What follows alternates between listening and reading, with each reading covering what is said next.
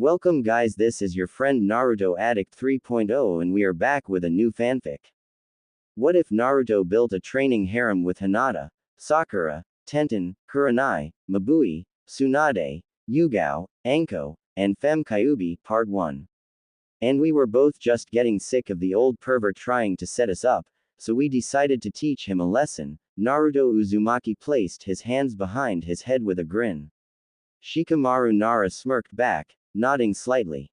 What did you do? Sakura Haruno asked, seemingly aghast. But in her mind, another Sakura shouted, yeah. Serves the old goat right. The so-called Rookie 9 had been brought back to the academy to give a presentation of ninjutsu and taijutsu to the students. The trio in question had gone first, and afterwards had gotten to talking in the back of the room. Even after the class had filed out, the three teen ninja had hung around, catching up. We agreed to go on a date. Naruto answered Sakura's question, but we planned it ahead so almost everything would go wrong. Like during dinner, I kept talking about all the great girls of the Konoha, glamorous Ino, fiery Sakura, cute Hinata. Then I spilled something on her dress. But I told you she wanted to be an actress, right? Well, every time I messed up she managed to look a little more into me. Hinata Hyuga was wandering the halls, remembering her own time in school. When she heard familiar voices she started to join them, but then her natural shyness stopped her, and she stood outside the door, listening. So we were standing in front of these stone pillars. She is looking at me with these huge eyes. And her stare, and her body language, they are screaming, I love you. Except me. It was so ludicrous, it was all I could do to keep from laughing. I mean, after all that, Naruto shook his head with a huge grin. Shikamaru nodded, and Sakura stifled a chuckle. And she was obviously not my type. She was so sheltered, and she probably couldn't even throw a kunai halfway straight. I was basically trapped there, trying to think of what to say next. Smack. Before any of the trio had noticed, Hinata had crossed the room, and slapped Naruto full in the face. Hinata. Naruto croaked in surprise. I won't take that. Not even from you. Even if you figured out that I love you. Even if you saw me almost at that waterfall. Tears were running down the kunoichi's cheeks, and her body shook slightly. I thought you were better than that. Hinata turned and started to run away, but Naruto was faster. He wrapped his arms around her, and held her gently even as she struggled to get away.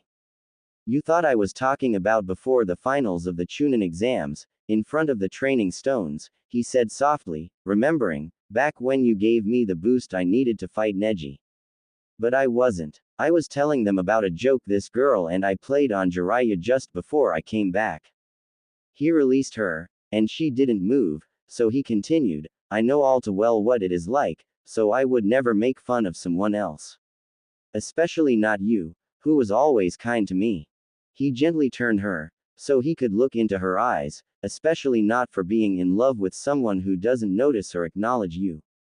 I know how that feels, too. I used to have a huge crush on Sakura. Though I was in love with her. But she only had eyes for Sasuke. She thought I was annoying. That's why I understand how you feel. I know. Naruto trailed off, and looked down. Then he looked back at Hinata, with a touch of worry. He reached up and scratched his right cheek. Hinata, my life is pretty much a mess right now. But when things settle down, if you're still interested, maybe we could go out sometime. The daughter of the Hyuga clan turned bright red, and her white eyes grew wide as saucers. We could go get lunch. Hinata held her breath. And talk. Get to know each other better. It appeared as if most of her blood had rushed to Hinata's head. She rocked back and forth slightly, as if to faint. Then she took control with a shudder and glanced up at Naruto again. I would like that, she answered. Then she executed a quick bow, and ran from the room. She did not go far, however. She stopped just outside the door, feeling like her heart was going to leap out of her chest. Hey, Shikamaru grunted, I don't know if I should wish you luck or offer my condolences. That was very nice of you, Naruto, Sakura said. The golden-haired ninja turned to face her, and a look of sadness settled onto his face. It might seem that way, Sakura, but it really wasn't. Between Sasuke, and Orochimaru, and the Akatsuki, I probably won't live long enough for my life to get less hectic. No, the nice thing to do would have been to let Hinata down easy. To tell her I was flattered, but there was no chance. And I knew that even as I asked her out. Then why? His teammate asked. Listening outside, Hinata brought her hands to her mouth in a familiar gesture of fear and worry.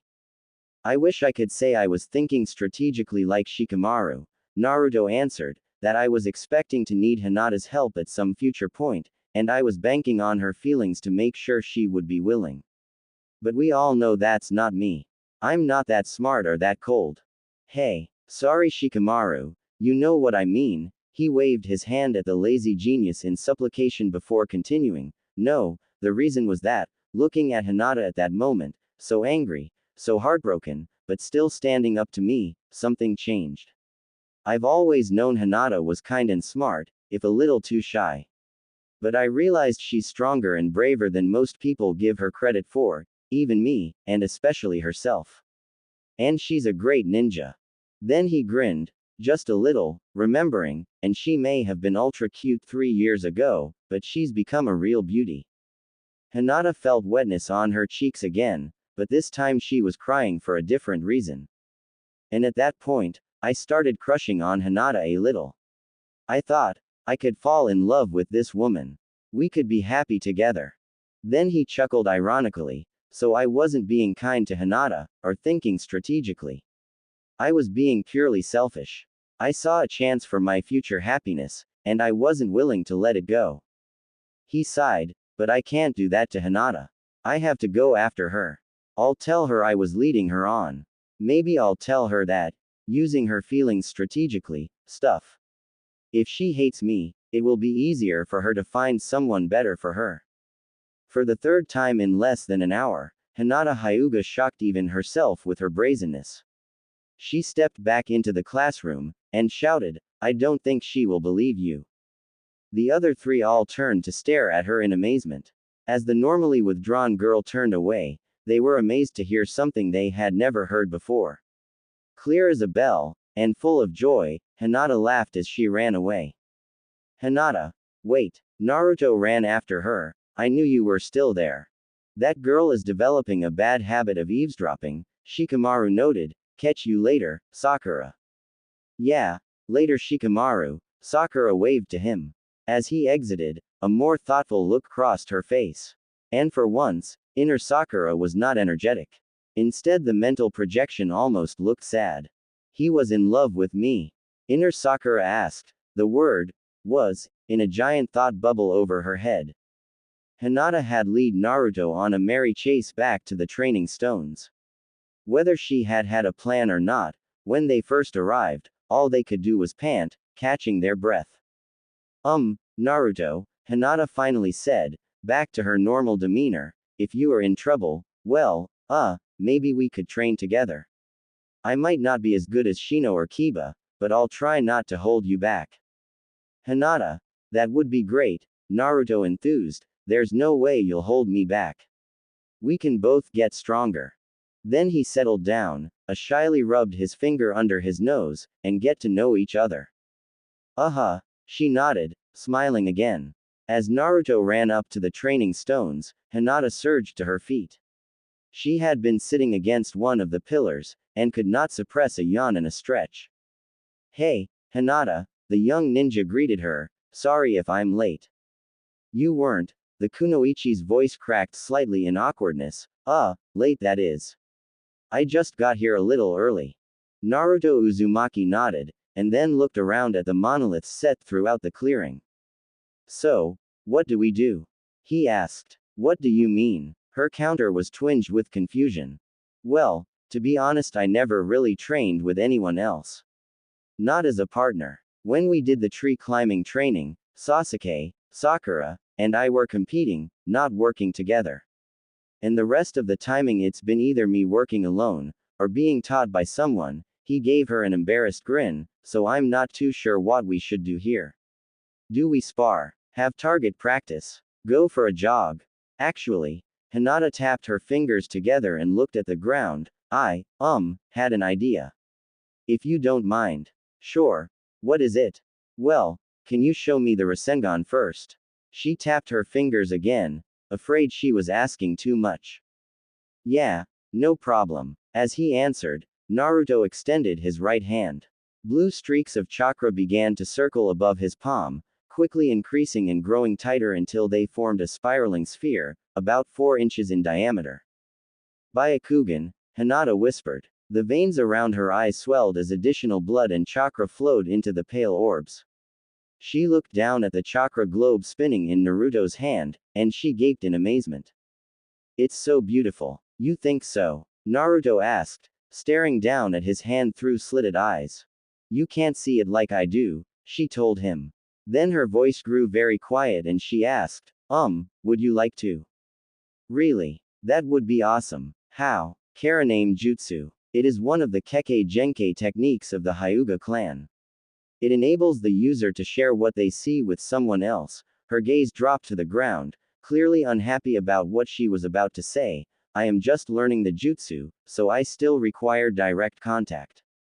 Neji is able to transmit his vision through a thread over 100 feet already. And my father can send to multiple people several miles away with no connection.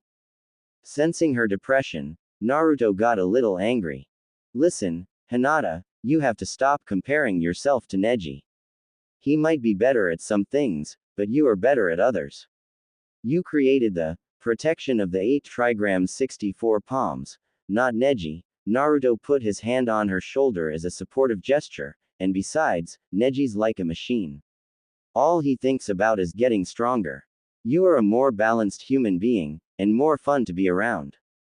Hinata's head jerked up in shock, but she smiled a bit. Thank you, Naruto. Hinata turned red at that, but Naruto was looking at his Rasengan again and didn't notice. So, what do we need to do? Hold hands. Hinata flushed again and this time Naruto saw. His face colored as he realized what he had suggested. No, I'm not that advanced. I'll need to touch your forehead, the third eye point. Okay. Naruto shifted his headband to a higher position to give her access to his forehead. The young woman flashed a quintet of quick hand signs, and then pressed the middle and ring fingers of her right hand to the center of his forehead, just above the brow ridge. The possessed ninja felt an odd sense of being outside his body as he found he was seeing himself rather than Hinata. Suddenly he was glaring straight up into the sky. Then he was looking at the stones to his left. He realized he could not access Hinata's entire 360-degree vision at once. Instead he had his normal field of view, and could change what part he was seeing by turning his head.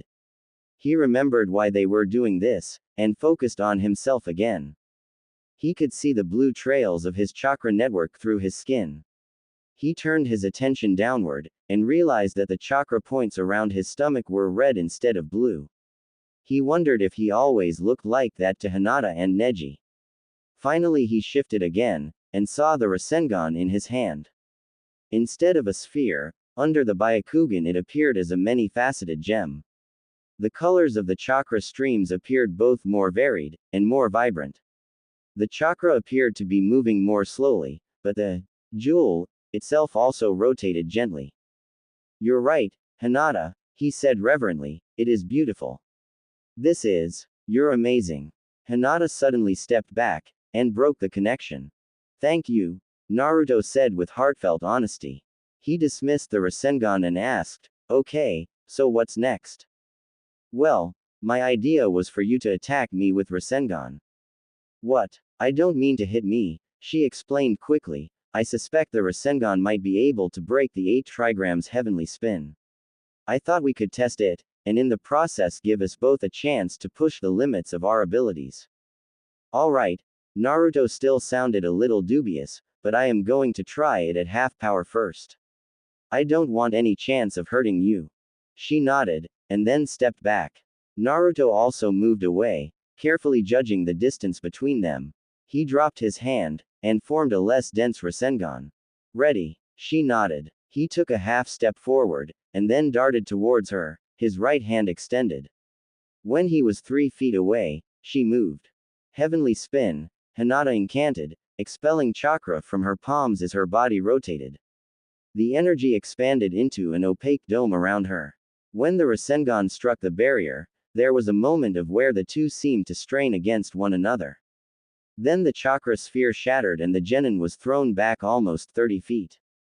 Man, Hinata, that was too strong. I don't think the Rasengan did anything. He shook his head to clear the cobwebs. Oh no, she protested, it did. You made a dent in the heavenly spin. I haven't seen or heard of that happening before. Also, she frowned as she continued, that Rasengan was only about 30% of the strength of one you showed me before. Naruto blushed. It was his turn to be embarrassed. The pervy sage keeps telling me I need to work harder on my chakra control. Oh, let's try again. Having pointed out one of his flaws left her uncomfortable. You just need to make your jutsu a little stronger. Right, a little more. Naruto still looked worried. He formed a weak Rasengan again. Not satisfied, he let it dissipate, and formed the attack a second time. This time the glowing ball met his expectations, and he readied himself to rush the kunoichi. Here I come, Hinata, he warned her as he charged. She braced herself, and when he was in range, activated her technique again. This time, the conflict lasted a half-second longer, and instead of shattering, the Rasengan carved through the heavenly spin barrier. Naruto's hand followed the spinning sphere in, but the defensive wall closed around his wrist. The force pulsing from the heavenly spin shook the genin like a terrier shaking a rat. As soon as she realized what was happening, the Byakugan user released the jutsu, dropping Naruto like a stone. Naruto! Hinata ran over to him, her face racked with fear. Naruto! She reached out and gently touched his back. Naruto! Suddenly he rolled over, a huge grin on his scratched and dirty face. Hinata! Did you see that? I got through. Not very far, but I got through. She let out a sigh of relief and then smiled with him. Yes, I saw. Let's try it again. He jumped back to his feet. She nodded even as he jogged a short distance from her. Then he turned to face her again, with a look of renewed determination.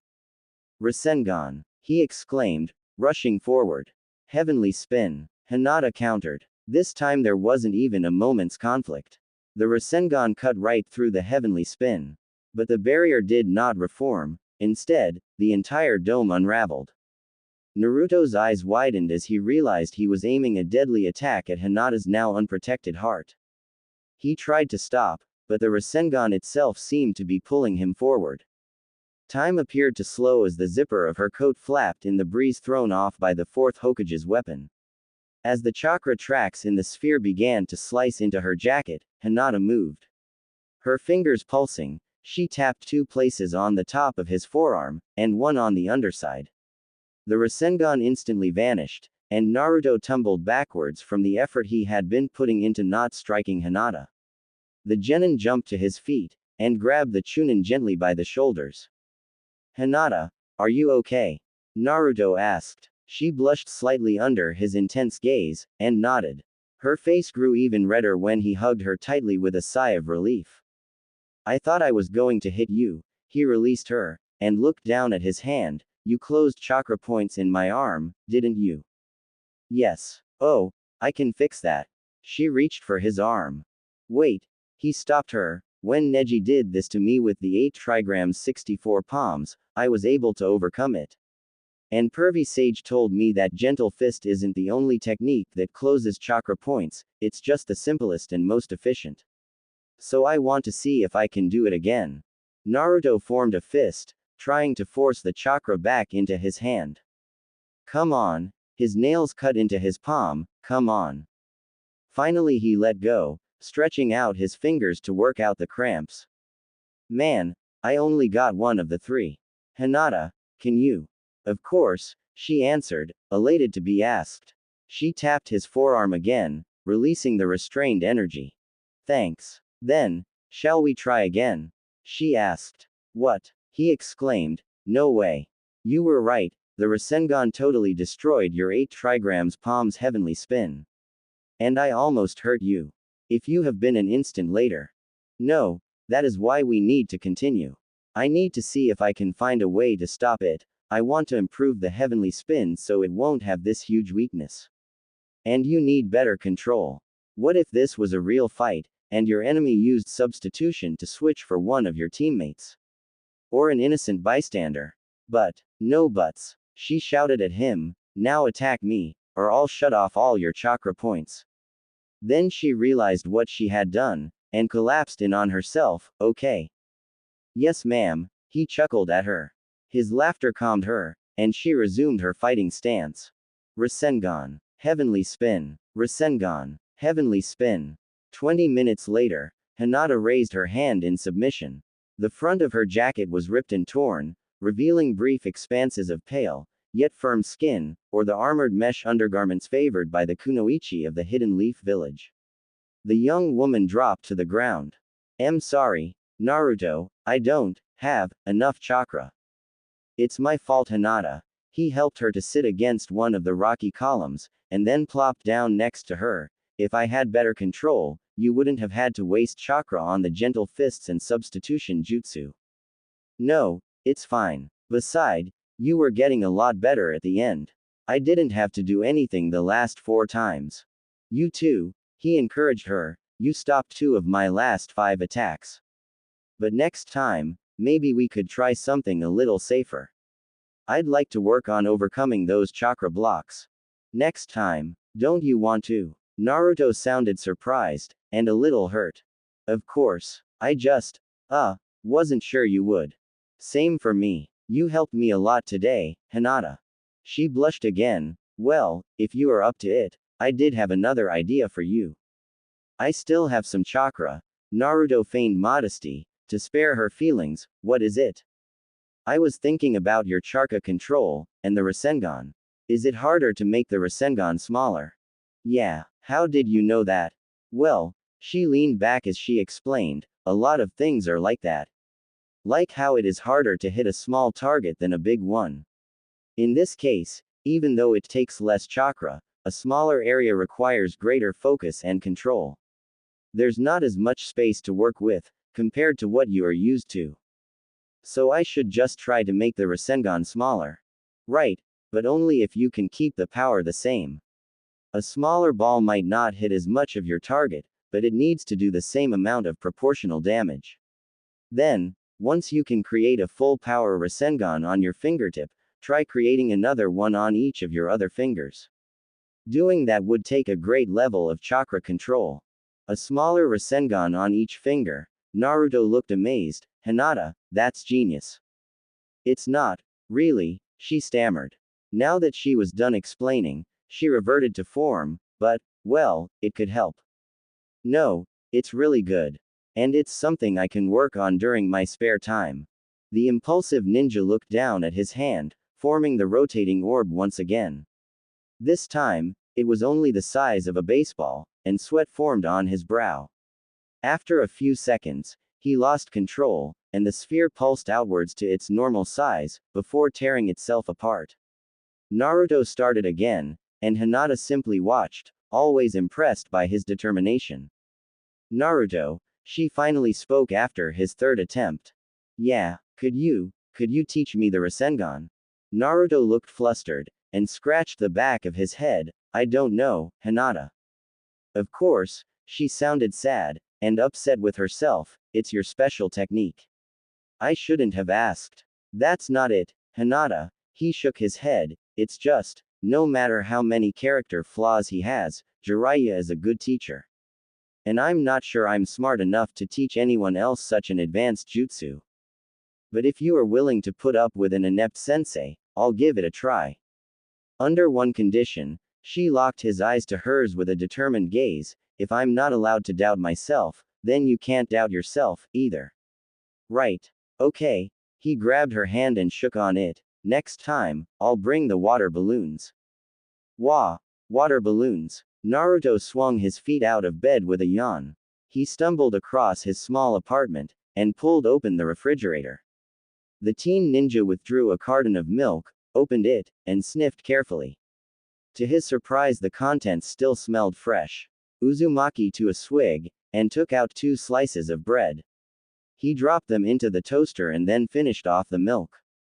After Naruto finished showering and getting dressed, he walked purposefully over to the wardrobe and threw the doors open. Inside were all the tools of a shinobi. Posts held stacks of shuriken and kunai, and Naruto noticed he was running low on the latter. Hanging in the back were a single tonfa, jien, and nunchaku, the weapons he had trained with but never bothered to master, along with his backpack. Crumpled in the bottom was a stealth uniform, and on top of it were strewn rope, claws, and other random essentials. The only thing scheduled for today is the debriefing on the bandit mission from last week, with Sakura, Sai, and Kakashi-sensei after lunch, he noted aloud, while considering what he might need. Naruto reached in and took the first of his treasures from its place of honor. He placed the Konoha headband against his brow, and knotted it into place. With the replacement on, he touched the broken pieces of the original Iruka had given him. He opened the barely hidden compartment he had added to the door, and removed the amulet of the first Hokage. Smiling fondly, he looped the jewel around his neck. Next the ninja slipped 2 kunai into his leg pouch, and a third into the holster under his jacket between his shoulder blades. He also moved a dozen shuriken to the various concealed pockets sewn into his clothing. Finally Naruto took out the small wooden box, which housed the greatest of his treasures. Though he did not intend to take it with him today, he looked at it every morning when he was in the village hidden in the leaves. As he opened it, the genin's face twisted in shock, and he dropped the empty box. Oh, man, what happened? Naruto said to himself, looking around the studio flat. Where is it? Shadow clone jutsu. Instantly there were 10 Narutos, who proceeded to tear the room apart. Not here. Maybe there. Crash. Transform. One of the clones turned into a rat and crawled under the bed. Not here. Come on. After every square inch of the room had been examined twice, all of the duplicated youths stopped moving. It's not here, one of them said. 3 others turned to glare at him, and he added, I'm just saying. I didn't take it on the mission, another spiky-haired teen remembered, but I have been carrying it around the village more lately. Maybe I dropped it or something. Right. Naruto scooped the wooden case from the floor as he moved to the door, and looked back at himself. I'm going to search the village. You guys clean up here. Hey, why do we get maid duty? Because you are the clones. Oh yeah, prove it. We don't have time for this. He showed the empty box to them for emphasis. It's missing. The copies all blanched, and the original rushed out the door. Where have I been? Naruto thought to himself as he jumped from the balcony. Ichiraku ramen, of course. Old man Tuki would have noticed if I dropped something. Naruto tore through the Konoha at high speed. In his wake he left a series of confused and slightly wind-whipped villagers. Was that Naruto? Tenten asked Neji as an orange and black blur passed them. Yes, the Hyuga Jonin kept walking. Aren't you curious? Not enough to risk getting involved. She chuckled even though he had not been joking. I guess you're right. Naruto arrived at the ramen shop, and burst through the curtains. Hey old ma, his words died in his throat when he saw a familiar figure. Good morning Sakura, he croaked out slowly, what are you doing here? Hey, Naruto, Nishi waved, Miss Sakura loves our new breakfast ramen. She's here almost as much as you are now. Breakfast ramen. Naruto was all but salivating at the thought. Then he shook his head, refusing to be distracted. The ninja looked as his teammate, struggling with what to say. Nishi, have I left anything here lately? Anything at all? I don't think so, the new chef answered, but I'll go ask Mr. Tuki. Sakura set down her chopsticks, but did not look up from the empty bowl. He's hiding something, the kunoichi told herself. He's looking for something and he doesn't want me to know what it is. Maybe a gift for me. Or a gift from Hinata. Then she grimaced to herself, more likely something perverted. Good morning, Naruto, the shop's owner smiled at his favorite customer as he came out from the back of the store. I'm sorry to say we haven't found anything recently. Okay, thanks. Naruto turned and walked out, a visage of concentration crinkling his eyes and nose. Sakura stood up and followed him. Are you looking for something? She asked him carefully. Oh, he looked back, not having noticed her trailing behind. Yeah. I can help you look, she offered innocently. What? You don't need to waste your time, Sakura. It's not that important. It's okay, I've got nothing to do. Then she considered for a second. Didn't you visit Kiba in the hospital yesterday? Yeah, Naruto perked up. I did. Let's go, Naruto. Sakura started walking towards the infirmary. But the energetic young man took off running again, and the young woman was forced to quicken her pace to keep up. After he reached the hospital, Naruto slowed to a respectful pace, mostly out of fear of being yelled at by the nurses. After a short walk, the pair reached Kiba's room. Poor Kiba, Sakura announced, getting chicken pox at our age. And needing to be hospitalized for it. The first thing noticeable in the room was the 7-foot-long dog alongside the bed. Akamaru raised his head and woofed happily at them. Kiba turned to look at them, his face covered with red marks. I sure am Mr. Popular today, he remarked weakly. As they moved past the dividing partition, his meaning became clear. Standing on the other side of his bed were both of the Hyuga sisters. Good morning Haruno-san, Uzumaki-san, Hanabi inclined her head respectfully. The genin had almost the same features as her sister, but looked totally different. The younger Hyuga was garbed in a short-sleeved shinobi shozoku, and wore her leaf insignia as a headband. Unlike Hinata's bashful kindness, Hanabi gave off an aura of assured superiority. Hello Naruto, Sakura, Hinata said. Oh no, Naruto thought to himself, now Hinata, too. Hi, Hinata, Hanabi, the fox-faced genin returned their greeting. Sorry to interrupt, Kiba, but I'm here on a mission. Naruto's statement filled the faces of the other three ninja with surprise and curiosity. Sakura just rolled her eyes at the exaggeration. Did I drop something here yesterday? No, I don't think so. Did he Akamaru? The large dog lifted his head again, and let out a slight growling bark. I didn't think so, the animalistic Chunin confirmed. Then he slowly and painfully lifted himself up onto one elbow. But if you are looking for something you lost, I have an idea. The three kunoichi reacted with concern for his discomfort. You know Akamaru's great at finding things, and he's been kinda bored the last few days. So maybe he could go with you. If you can give him scent to track, he can find it anywhere in the village. If he's willing, that'd be awesome. Naruto pumped his fist in excitement. What do you say, Akamaru? Woof. The ninja hound jumped to his feet. Great. Thanks for your help, Sakura. Naruto started to run out the door. I'm not done yet. You might still need me to think for you. Sakura poked a little fun at him, while inner Sakura shouted, you're not getting rid of me that easy. Darn, he thought, I hoped I could ditch her. You should go as well, sister, Hanabi stated, causing everyone to gawk at her. If Uzumaki-san needs Haruno-san's insight and Akamaru's nose, he may also need your eyes. Then the younger Hyuga lowered her voice so only Hinata could hear her, and you do not want Naruto alone with Sakura and indebted to her. Yes, Hinata stood up suddenly, I'll come too. Oh no, Naruto wilted, now it's both of them. Alright, Akamaru, you should be able to get a scent off of this.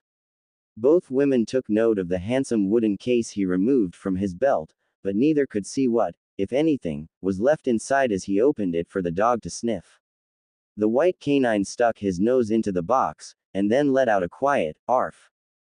Okay, let's go, Naruto pointed at the door, and Akamaru bounded out of the room. The three teens quickly followed. You don't have to hang around, Hanabi, Kiba told the girl, counting the points in the ceiling. No, I do not mind, Kiba-san, she said, blushing not unlike her sister. Then, can you grab the radio from my jacket? It's linked to the one in Akamaru's collar. She complied, and they both listened. Where is he going? Sakura asked as they followed the furry tracker through the back alleys of the Hidden Leaf Village. He seems to be heading for the academy, Hinata noted. That's right, I talked to Konohamaru there yesterday, Naruto remembered, maybe that's where I lost it. As the quartet raced through the street, they passed a familiar pair, for the second time. This time he's got Hinata, Sakura, and Akamaru with him, Tenten observed. Neji sighed, fine. You obviously will not be able to focus until your curiosity is assuaged. So we will shadow them for a while. She smiled knowingly as they jumped to a nearby rooftop and began to trail Naruto and company from above. The search party reached the school, and ninja cadets scrambled to get out of the path of the giant dog. Akamaru led the three humans to one of the classrooms on the bottom floor. Fortunately, the room was empty, giving them the chance to look around. It's not here, Naruto sounded dejected. Akamaru, Kiba's voice emerged from the collar. Were there any other trails, weaker ones? Woof. Okay, then try following the next best track. The nin dog let out a slight whine, and trotted back into the hallway, his nose to the ground. This time Akamaru moved more slowly and carefully, taking a different route out of the school. His path took them towards the outskirts of the village. He seems to be heading towards the target range or the training stones, Sakura remarked. Have you been there? Not since before our mission, he considered, and I know I still had it before we left. As he led them past the final row of houses, Akamaru turned onto the path to the target range. Last set, Konohamaru told his teammates, taking out his last 4 kunai. Moegi also readied kunai, and Udon withdrew shuriken. The genin trio were back to back, and the dummies around the wooded thicket were peppered with throwing knives and stars. On 3, the self-proclaimed leader counted. 1. Each of the young ninjas tensed. 2. They drew back their arms. 3. They released in unison. But an orange shadow crossed the path of Konohamaru's missiles. 2 were deflected into the ground, but the remaining 2 each spun around Naruto's pointer and middle fingers. The 2 blades stood out, because instead of the standard white linen, one of the kunai was wrapped in red, the other in blue. Each weapon also had a tail that matched the grip. Oh, hey boss, Konohamaru greeted Naruto familiarly, however his goofy grin faded quickly as the older genin stalked towards him with an angry glare. Where did you get these, honored grandson? Naruto used Konohamaru's least favorite nickname as a sign of his rage. Remember, Karen's on vacation so her store is closed, and since I was running short on kunai you said I could get some from you and I would pay you back after the emporium reopens. In his discomfort he babbled out an explanation. And so you borrowed the ones that were in a separate, special case? The possessed ninja asked with biting sarcasm. Naruto forced himself to calm down. Don't worry about it, Konohamaru. No harm done in the end. But next time, take the normal stuff, not the ones kept separate. Without waiting for a response, he turned and flash-stepped into the forest. Once he was in clearing half-mile away, Naruto stopped and took out the wooden case. Before he could replace the treasured weapons, a red streak intercepted him, and Sakura landed a few feet away holding the 2 blades. She tossed one to Hinata, before considering the red-wrapped kunai she had retained. This is what you've been panicking over. And almost bit off Konohamaru's head for a pair of ordinary kunai. Sakura's voice bore confusion and a touch of scorn. Akamaru, stay out of sight, Kiba counseled, still listening. Neji and Tenten landed on a branch above the canine. You're wrong, Sakura, Hinata offered. These blades have been very skillfully maintained, and have had chakra bonded them, if somewhat clumsily. They only started as ordinary. The fiery kunoichi looked as the blade she held more carefully. It was more slender than usually, as if it had been repeatedly sharpened. There was also a chip in one of the edges that had been expertly repaired. That was unusual. Kunai were considered expendable.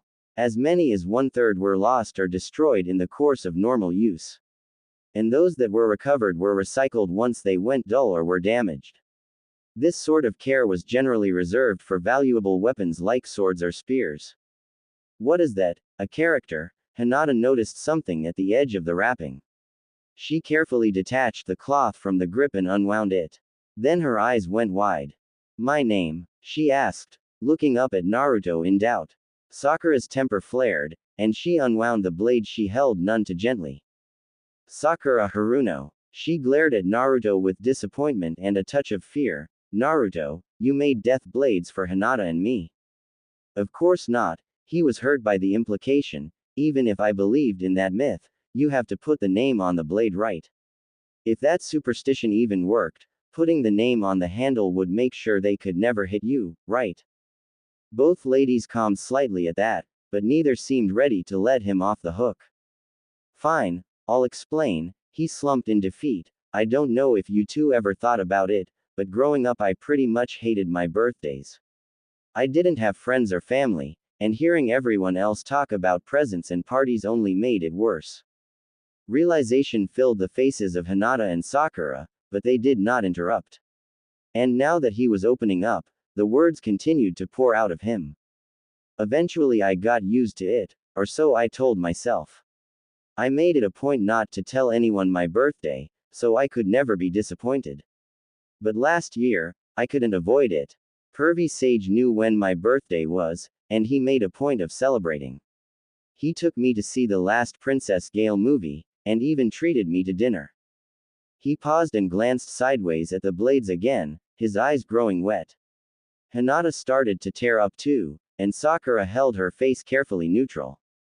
When we got back to his home, Jiraiya presented me with 2 small boxes. He said they had arrived by courier that morning.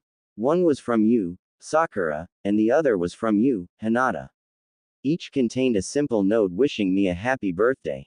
And each box contained a single kunai, Sakura interrupted quietly. Exactly. The first birthday presents I ever got. A drop of water ran down his left cheek, but it was more than that. They were the physical proof that I had friends, and even though we were apart, they were still thinking of me.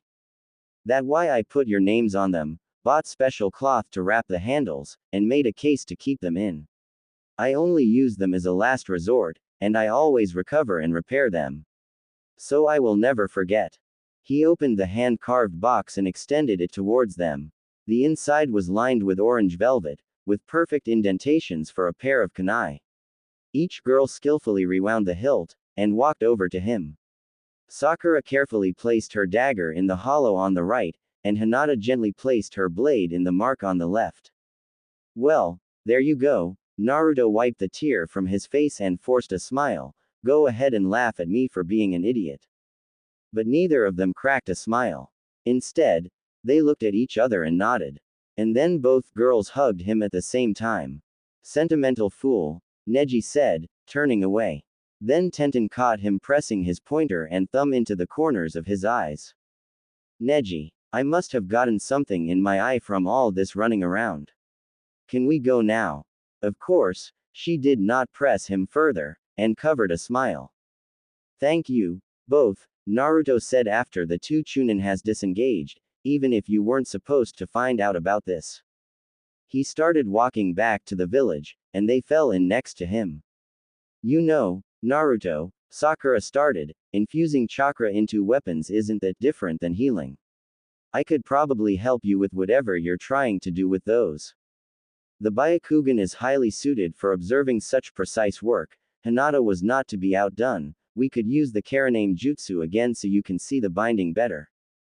Seeing won't help if you don't know what you are doing, Sakura countered confrontationally. Human cells and metal weapons are not that much alike. Hinata pretended she was thinking out loud instead of addressing Sakura. The pink-haired young woman was ready to argue, when they were interrupted by Naruto's stomach growling angrily. Man, I'm starving from all that running. Then his expression brightened. Wait, didn't Nishi say something about a new breakfast ramen? I gotta try it. If you two want to come, I'm buying. Naruto took off like a shot. Sakura pretended to be exasperated, and Hinata giggled, and they both followed. Oh man, Naruto paced fretfully, what does Grandma Tsunade want now?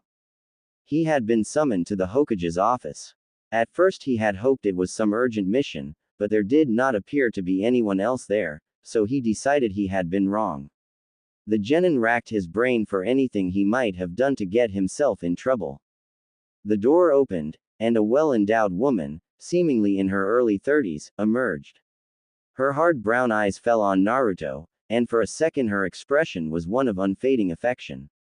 But before he could see that, she assumed an arrogant smirk. "Ah, Naruto," she said with feigned disdain, "what are you doing here?" Instantly all thoughts of playing it polite vanished.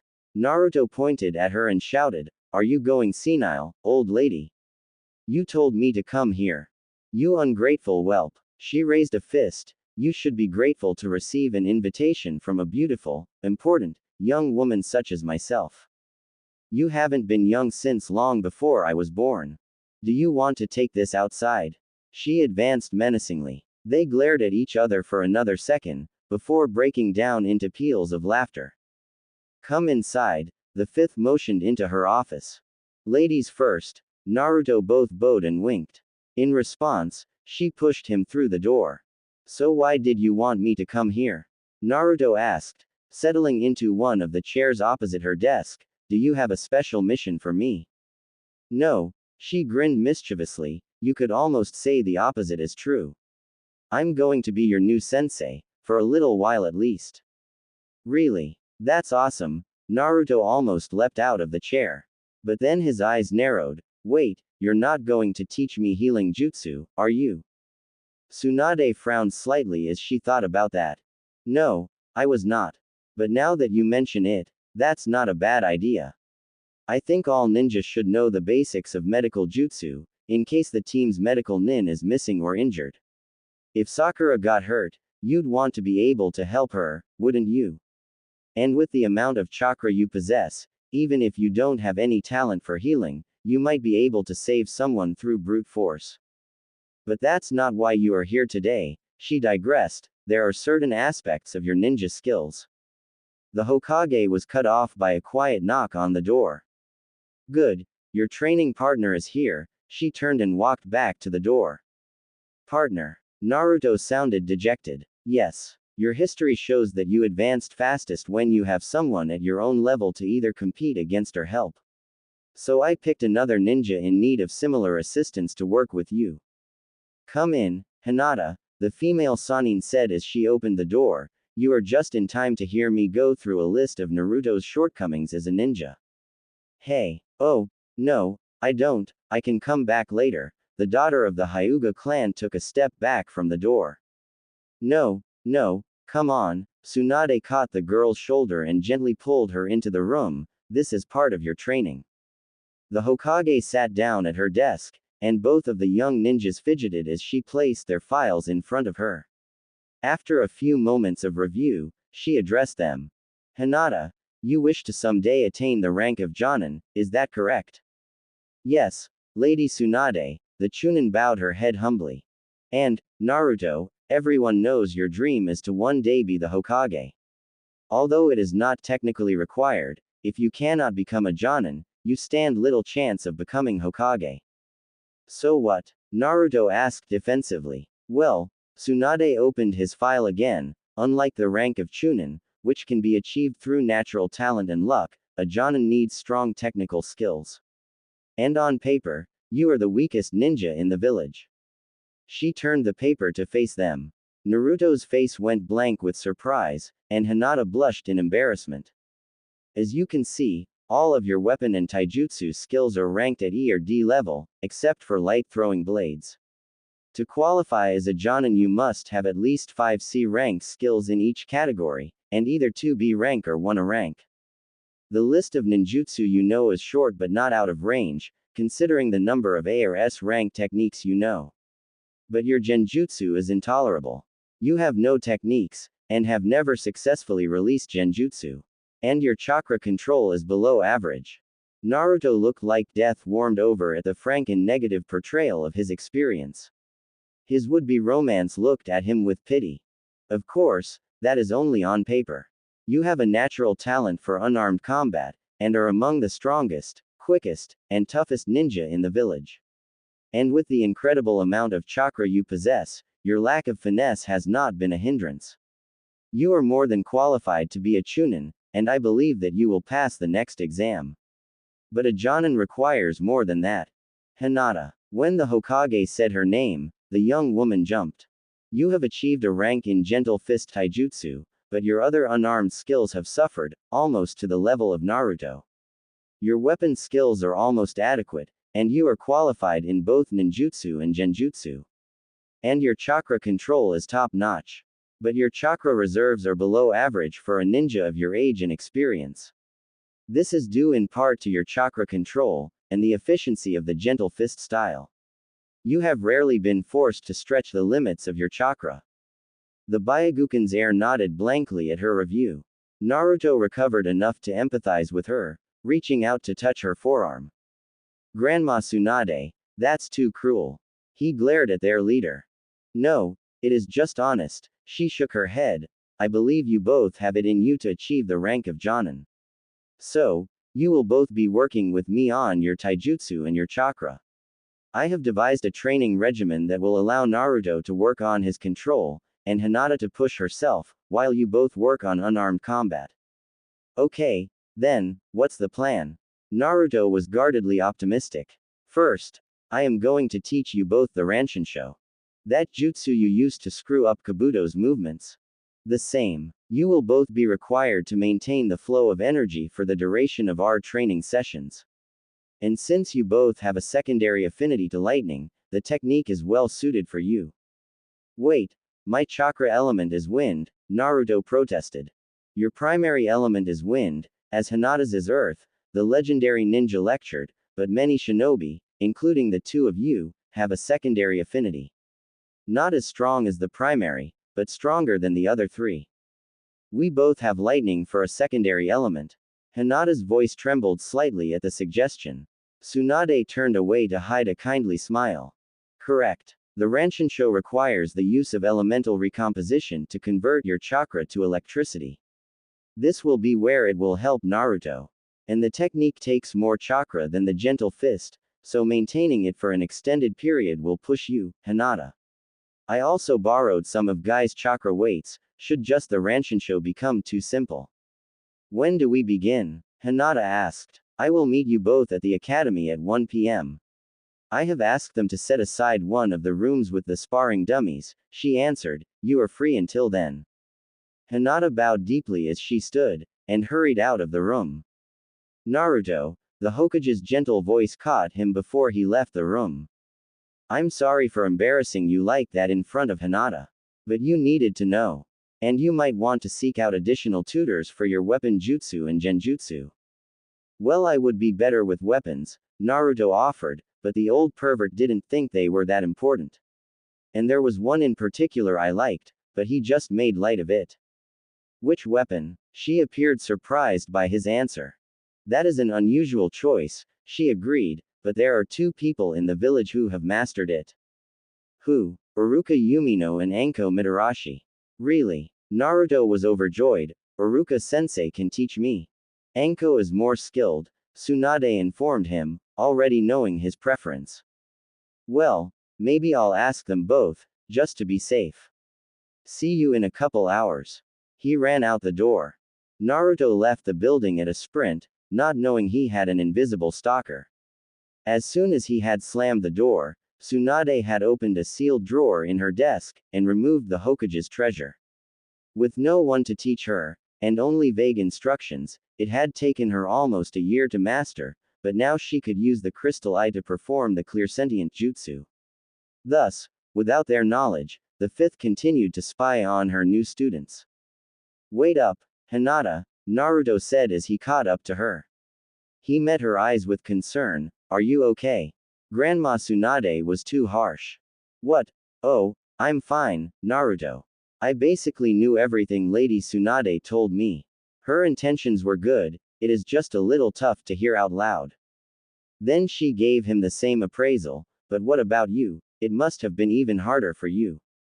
Nah, Naruto shrugged, you know I don't worry about that kinda thing. Those stupid papers have nothing to do with the real world. He chuckled, however she had come to know him well enough to hear the hollowness in his voice. She had once called him a proud failure, but she could now see that it was at least partly a facade. Anyway, the Leaf Genin quickly changed the subject. I've got something to show you.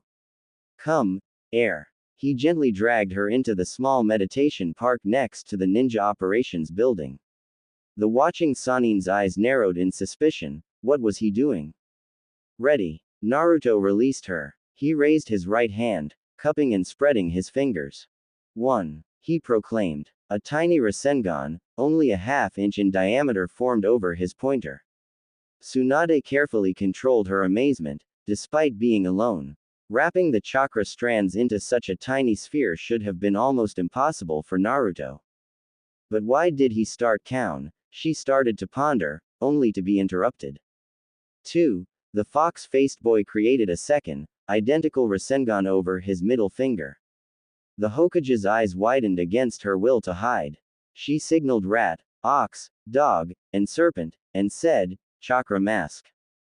The genjutsu she cast over herself allowed her to see chakra, though not so precisely or efficiently as the Byakugan. As she suspected, both of the miniature spiraling spheres were perfect. It had taken Jiraiya years to be able to form two Rasengan at the same time. She was starting to doubt. 3. Naruto conjured a third orb over his right ring finger, and Tsunade's jaw dropped. What are Jiraiya and Kakashi playing at? She thought angrily after she regained control. Even if it was only for this one technique, forming and maintaining 3 Rasengan was a feat of incredible chakra control. Had those two really undervalued Naruto's abilities to that degree? Or, she suddenly wondered, has he advanced this much in the 5 weeks he has been training with Hinata? 4. Naruto struggled to get the word out. Still more chakra began to twist and flow over his pinky finger, but the energy destabilized, and exploded, taking the third swirling sphere with it. I still can't get the fourth one. He sounded somewhat dejected, dismissing the first two as well. Tsunade sank back into her seat with a sigh of relief. No, that's excellent, Naruto, the pale young woman cheered him, and I have something to show you too. She took out a child's toy, a hand-sized rubber ball. The female Sanin's attention was again ensnared. The heir to the Byakugan held the ball lightly in both of her hands, almost as if to pray to it.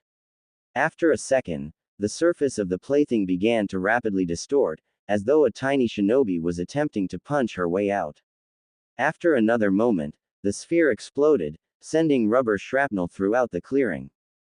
Hinata, that's great, you mastered the second phase. Naruto hugged her impulsively, and the girl's face started to glow red. Tomorrow, we can start on the last step. He let her go, and plucked a bit of latex out of her hair. Yes, she nodded back, smiling. The fifth pushed her chair back from the desk, breaking the jutsu. He's teaching her the Rasengan. She leaned back in her chair, suddenly feeling every one of her 40 years. Her mouth twitched upwards at the personal deception. These kids are too much, she thought. With a pained groan, Naruto dropped onto one of the stools at Ichiraku Ramen. Hinata was more delicate, but just as tired as she too sat. Hey, old man, give me an extra large miso ramen with extra pork. The teen waved at Chuki as he shouted his order. Coming right up. Naruto, the cook nodded. What can I get for you, Miss Hinata? Oh, just a small diet seafood bowl, please. As they waited, he grabbed his shoulder and started to massage his sore muscles. Man, Grandma Tsunade sure is a slave driver, he grunted. I wonder how Sakura puts up with her. She's not so bad, Hinata countered. She's just trying to make sure we learn the techniques, and are strong enough to survive. Naruto made an annoyed face, and opened his mouth to argue. But then he noticed the look of pain she was trying to hide. She was also holding her left arm strangely. He realized both the physical exertion and the draining of her chakra made the training much harder for the kunoichi. He stood up and stepped so he was behind her left side. She almost jumped when he reached up and began gently kneading the muscles in her shoulder. Though she turned bright red, the hurting also eased from her eyes and her posture grew more relaxed. The genin knew he was being too familiar, especially given the circumstances, but he was more concerned with helping her. You know, Hinata, he said softly, if she is pushing too hard, you should let Tsunade know. She wouldn't want you to get hurt. Or if you can't tell her, you can talk to me. Hinata's eyes grew misty, but she was spared having to respond as two bowls were plopped down in front of them. Is your arm better? Naruto asked, continued to rub even though his mind had obviously shifted focus to the food. Yes, much. Thank you. Please, go ahead and eat. She lightly pulled away as she broke her chopsticks apart. Naruto sat back down and after mumbling a traditional thanks, dug in. For the next few minutes they sat in silence, simply enjoying the food in each other's presence. Then the blonde teen spoke again. Hinata, I'm going to ask you a question. But it's kinda personal, so feel free to not answer, or even slap me again until I'm totally out of line. The girl pushed away her now empty bowl, obviously apprehensive. But she nodded and said, all right, what is it? Well, it's just that everyone knows about your dad. But I was wondering if you could tell me about your mom. My mother. Hinata repeated as if unsure what she heard. Yeah, what was she like? Was she a ninja? My mother. She paused, considering what to say. No, she was not a ninja. She was a baker. In fact, the clan elders tried to prevent my father from marrying her. They said because she was not a ninja, she would weaken the bloodline. She flinched at that, showing the heartache of having been called the fulfillment of that prophecy. Uncle Hazashi told Neji that my father refused to accept the decision, and went so far as to threaten to abandon the Hyuga clan and reveal our secrets if they did not let him marry. He loved her more than anything else. Where is she now? He pressed slightly as she trailed off. Is she? Yes. Neji told you that I was almost taken by a cloud ninja, and that my father killed the kidnapper. What he did not know, is that when the spy came to take me, my mother was present. She tried to fight him off, and he stabbed her. That was the real reason my father slaughtered that shinobi. Not because I was being kidnapped, but because the man had killed father's true love. Hinata wiped a drop around her left eye and continued. That was when our relationship fell apart. Things had always been strained because I was so timid and clumsy. But afterwards, he seemed to blame me for my mother's death. At one point he told me if I had been brave enough to cry out, he might have arrived in time to save us both. That jerk. Naruto slammed his fist on the counter. How dare he say that to you, his own daughter? She shook her head vehemently. He apologized for that, and other things. He finally realized he had been wrongly directing all of his anger and regret towards me. And he figured that out because of you and Neji. Naruto settled down, and cautiously asked, do you remember her? Yes, she said again, sometimes it's hard to remember specific events, but I can still see her smile, smell her scent of fresh bread and cake, and hear her laugh. She was very beautiful, and kind. Just like her daughter, Naruto mused matter-of-factly. Hinata blinked widely, then smiled and blushed slightly at the compliment.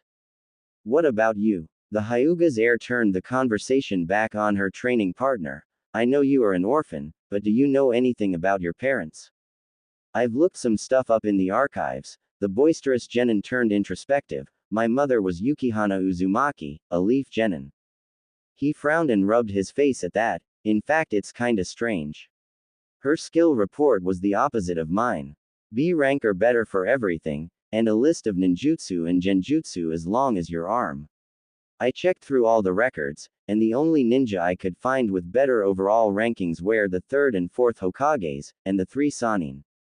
She should have been a Jonin, or at least a Chunin. She died the night the Kyuubi attacked the village. Then he grew depressed. My birth certificate doesn't list my father's name. It makes me imagine all sorts of strange things. Was he someone married and powerful, who forced his poor ninja mistress not to give up his name? Or did she just have so many boyfriends she didn't know who my father was? She looked sad for him, and touched his hand gently. I'm sure it was nothing like that. He tried to downplay it, but when you don't know something, it can be hard not to imagine the worst, right? He stood up suddenly. I've got a scouting mission tomorrow, so I better turn in early. But we should be back in 3 days, so I'll see you then, okay, Hinata? What? She was roused from her trance by his statement, right. Good luck, Naruto. The young man dropped enough money to cover the tab, and then hurried off, carefully hiding his face. The next morning the gentlewoman was still troubled. Her family life was far from ideal, but she had never known Naruto's history was such a blank. By the time she had finished eating breakfast, she resolved to do something about it. He already looked in the archives, she remembered aloud, drawing a curious glance from her younger sister. So where else could I get information? I know. Hanabi continued to view Hinata as an oddity even as the elder sister ran from the room. Lady Tsunade. Hinata burst into the Hokage's office a few short minutes later. Two other leaf ninja trailed closely behind her, panting. Lord Hokage, we tried to stop her, the taller of the pair started, but she raised her hand to silence them. Rado, Genma, you can go. I will see Hinata. Tsunade informed her guards. What can I do for you? The medical Sanin asked her student. I wanted to ask you if you knew anything about Yukihana Uzumaki, the Chunin Kunoichi stated. Naruto's mother. Tsunade asked sharply, fixing the girl with a harsh stare. Yes. Hinata grew uncomfortable under her superior's gaze. Naruto and I were talking yesterday night, about our families, anxious, she began to explain quickly, and he told me his father isn't listed on his birth certificate, and he worried his mother might have had an improper relationship or even been wanton. The last word was difficult for Hinata to say, but apparently harder for Tsunade to hear. The Hokage's eyes burned with both anger and sadness. The timid ninja let out a squeak when she saw the expression, and took half a step back. And I was hoping you could tell me something so I could put his mind at ease, the pale beauty forced out without pause. Tsunade took a deep breath to regain control. I know who Naruto's father was, she answered the request carefully. Not many people did, but Yukihana Uzumaki was someone I considered a friend, despite our age difference. Yukihana had her reasons for keeping it a secret, and those of us who know have chosen to honor her wishes until it is either the time is right, or it becomes necessary to tell Naruto. But why? Hinata interjected. If I tell you that, you might be able to figure out this secret. And I don't trust you not to tell him, she smirked as the girl looked down and wrung her hands. Then the Hokage's face softened in fond memory, but you can tell the knucklehead this, Yukihana Uzumaki was a loyal, virtuous woman, and a truly outstanding shinobi. She only ever had eyes for one man, and she loved him with all her heart and soul. And it was her great fortune that he returned her feelings. But she was also odd about change. He proposed to her at least once before I left the village, but she refused. And even though they spent every night together, she refused to move in with him. And in a village of gossiping ninja, they did a remarkable job of keeping their privacy. Hinata smiled happily at the information. But if you really want a story to pass on about Yukihana, there is someone else you need to talk to. Later that evening, Hinata entered the tavern with great uncertainty. Every eye turned to look at her, and the dull roar died instantly.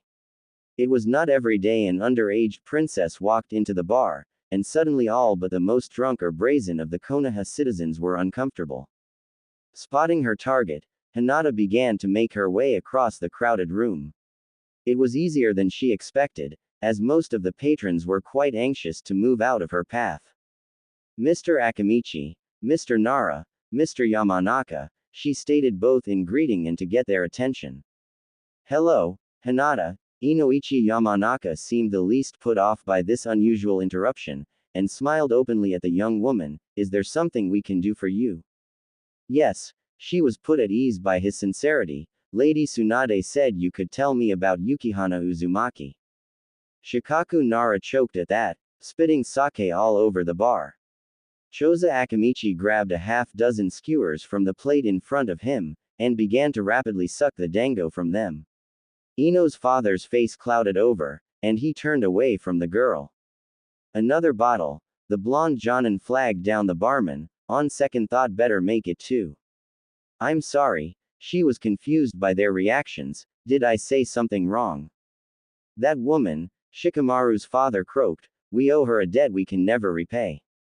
A debt we have only expanded, Choji's father paused his gorging to say angrily. Here we go again, Shikaku groaned. Yukihana saved our lives. The lazy remark sparked the large Jonin's ire, and we've treated her son as badly as anyone else in this village. I wouldn't say, Inoichi started, but Choza interrupted him. Did we ever tell anyone to lay off the kid?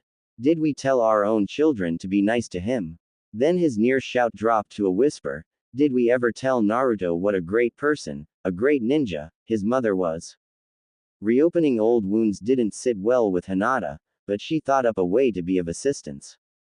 You could tell me about her, she offered, and I can pass it on to Naruto. I'm sure both mother and son would appreciate that. The trio exchanged glances, and then lead Hinata over to a booth for more privacy. We had just become Chunin, Shikaku started, and we were so full of ourselves. Until the night disaster came to the village.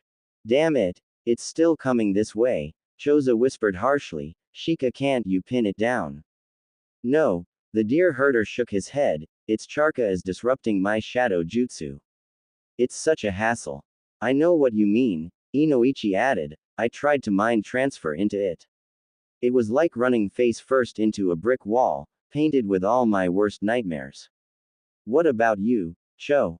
The big ninja grimaced. I'm too hungry to do anything. What about you two? Yamanaka looked at the two Jonin they had encountered.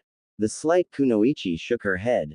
I hit that demon a dozen times. Ryu indicated the giant club she carried, a device half again her height and close to 3 times her weight, and it didn't even notice. Now I barely have enough chakra to carry this. I hit it with my best fire jutsu, Ken offered when his wife trailed off, and I think it laughed at me. Shish, Akamichi hissed. A loud crunch echoed as the giant beast landed lightly, only 20 feet from them. They heard a scream of human pain, which went silent in a sickening chomp. The 5 shinobi backed away as quietly as they could, as the Kyuubi sniffed the air. As it turned to face them, they could both feel and smell its fetid breath. With a vicious chuckle, the demon started stalking towards them. Crap, run, Choza shouted, but before the quintet could escape, the fox's tails flashed and barricade of torn-up trees landed behind them, blocking their path. With its prey trapped, the Kyuubi lunged forward. Both Inoichi and Shikaku desperately hurtled kunai into the exposed soft tissues of the monster's mouth, but the demon did not flinch or pause. Fuden. Cyclone Spike's jutsu. A high, clear voice proclaimed above them. A shadow appeared over the Kyuubi, and gestured as if to throw blades. But instead the shinobi released 11 green charka cones, which dug into the demon's neck. The creature's head snapped up with a growl of annoyance, mere inches from swallowing Choza and Ryu. The kunoichi with pale blue hair landed in a tree, facing the monster. She looked down at her comrades and shouted, "Run!"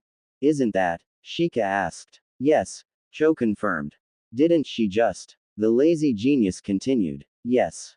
Doden. Stone Claw's jutsu, Yukihana Uzumaki shouted, completing a set of hand seals. 5 talons of rock and dirt erupted from the earth. 2 each secured the demon's forelimbs, and the remaining grabbed its right rear leg. The vulpine struggled to reach her, and when it could not, began tearing into the manifested claws with its teeth. What are you waiting for? She yelled at them once more, even as her hands started moving again. Get out of there. Lady doesn't have to tell me 3 times, Ken said, climbing the wooden wall. The other ninja followed suit, but the Ino-Shika Cho trio stopped at the top to watch the genin's next move. Kaden. Abyss Flare Jutsu. She grabbed her right wrist with her left hand to brace, even as a column of purple flames blasted into the demon. This time when the Kyuubi roared, it was a bellow of pure pain. In its rage it finally managed to rip free, and its left claw flew up and struck the young woman. She tumbled into the sky from the impact, and the men did not see what happened to her. Let's go, Ryu shouted back to them, and the Chunin dove off the rampart away from their opponent. After running for a few minutes, the shinobi slowed when they realized the creature was not following them. What happened? Ken asked anxiously. Not sure, Nara said. It looked like the Kyuubi hit her. I didn't see a substitution. She shouldn't have been out here, Inoichi said angrily. She only gave birth 2 days ago. It's a good thing for you I'm a fast healer. The other 5-leaf warriors jumped when Yukihana Uzumaki appeared in their midst. Yuki, are you okay? Inoichi looked at her carefully. I'm fine. It barely scratched me. What are you doing here? Choza demanded, worried. Besides saving you. Her green eyes sparkled mischievously, and she put her hands behind her head. When none of them smiled, she sobered. Listen, this thing destroyed the entire Hidden Lake village a couple weeks again, she lectured them. Despite being both the youngest and the lowest rank, we need every ninja we can get. Ken nodded, and asked, now what? The fourth has a plan, she told them, taking out 2 weapon scrolls. She handed one to Ken and the other to Shikaku. The Hokage needs time, so he can finish the jutsu. When he gives the signal, we have to hit the demon with as many of these kunai as we can. Until then, we have to distract the Kyuubi. Keep it away from the village, and the fourth. But don't be a hero, and don't try to hurt it. Get its attention and stay alive. I need you 5 to spread out. Distribute the orders and the weapons to everyone you can find. Her task complete, the skilled kunoichi disappeared. A few seconds later, the 9-tailed fox howled in pain again.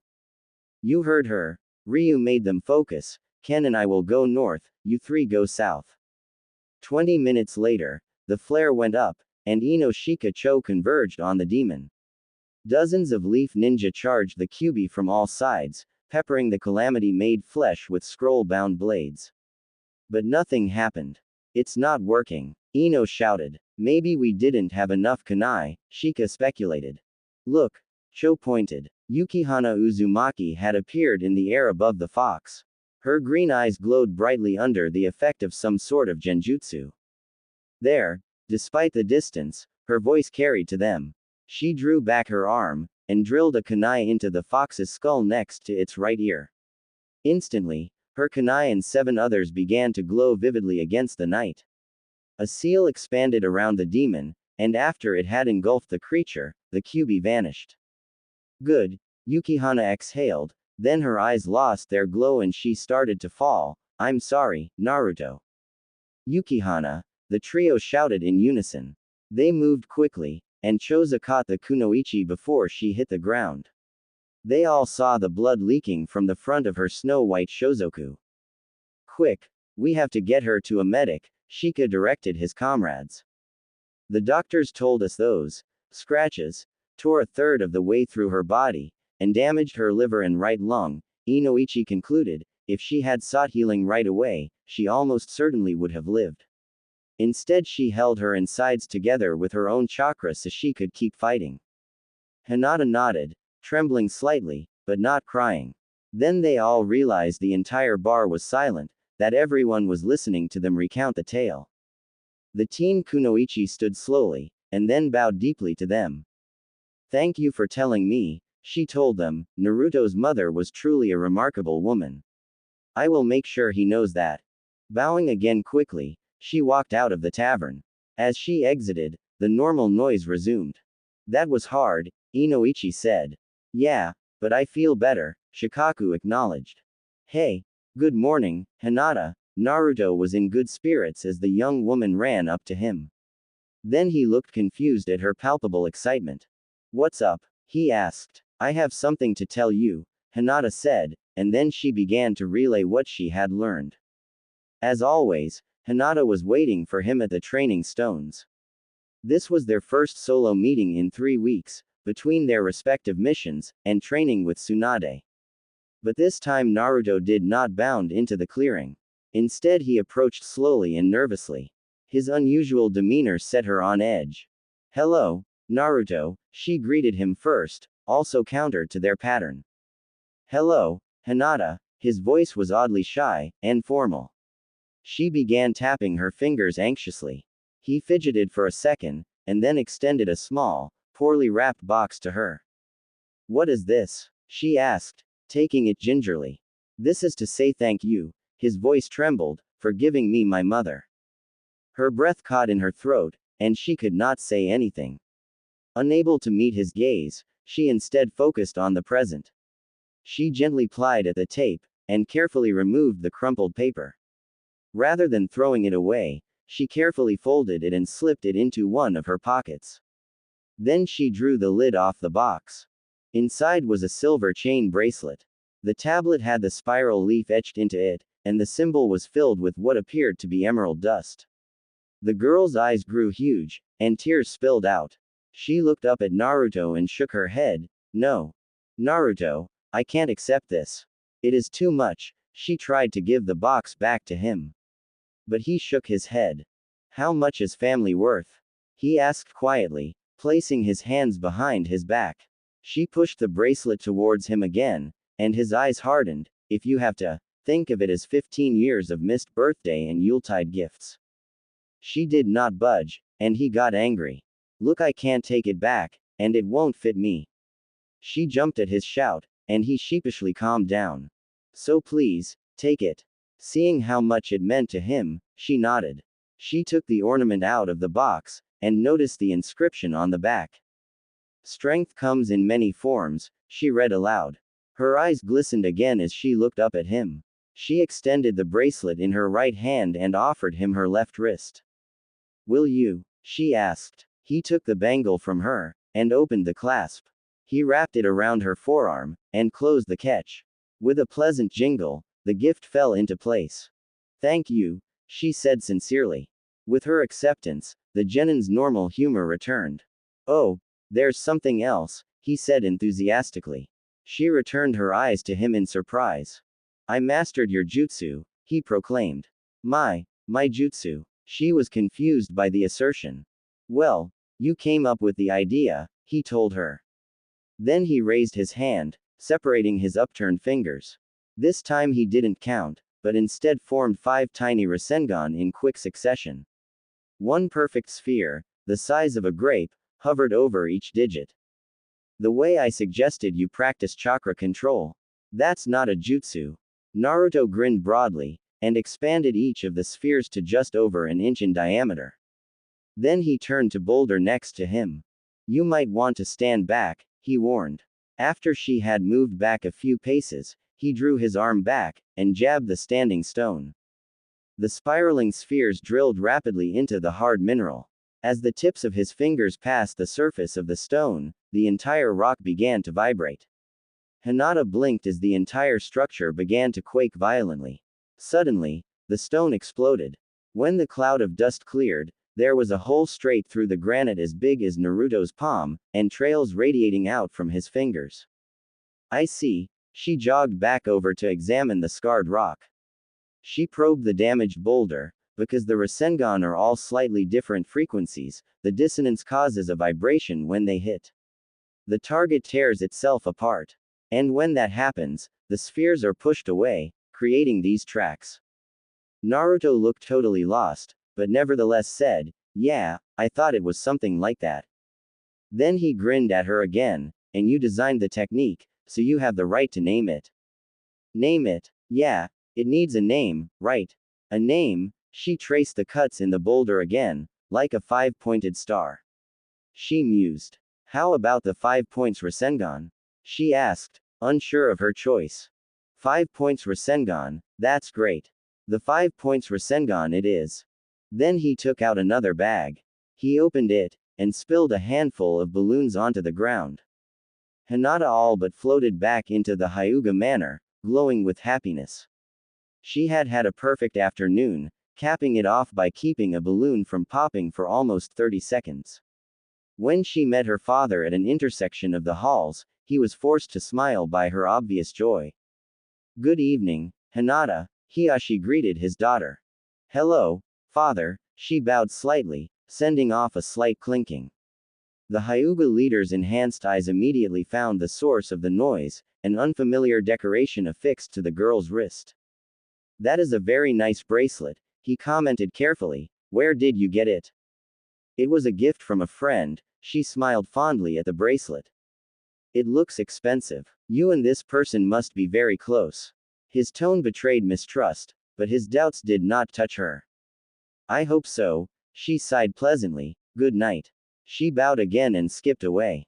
As his daughter left, Hiyashi Hyuga's face grew shadowed in anger. He turned back the way he came and stalked off. I demand you keep him away from my daughter. Hiyashi Hyuga slammed his palm on the desk for effect. You demand. The Hokage had been staring down at her paperwork, but now she lifted her head to look at the clan leader.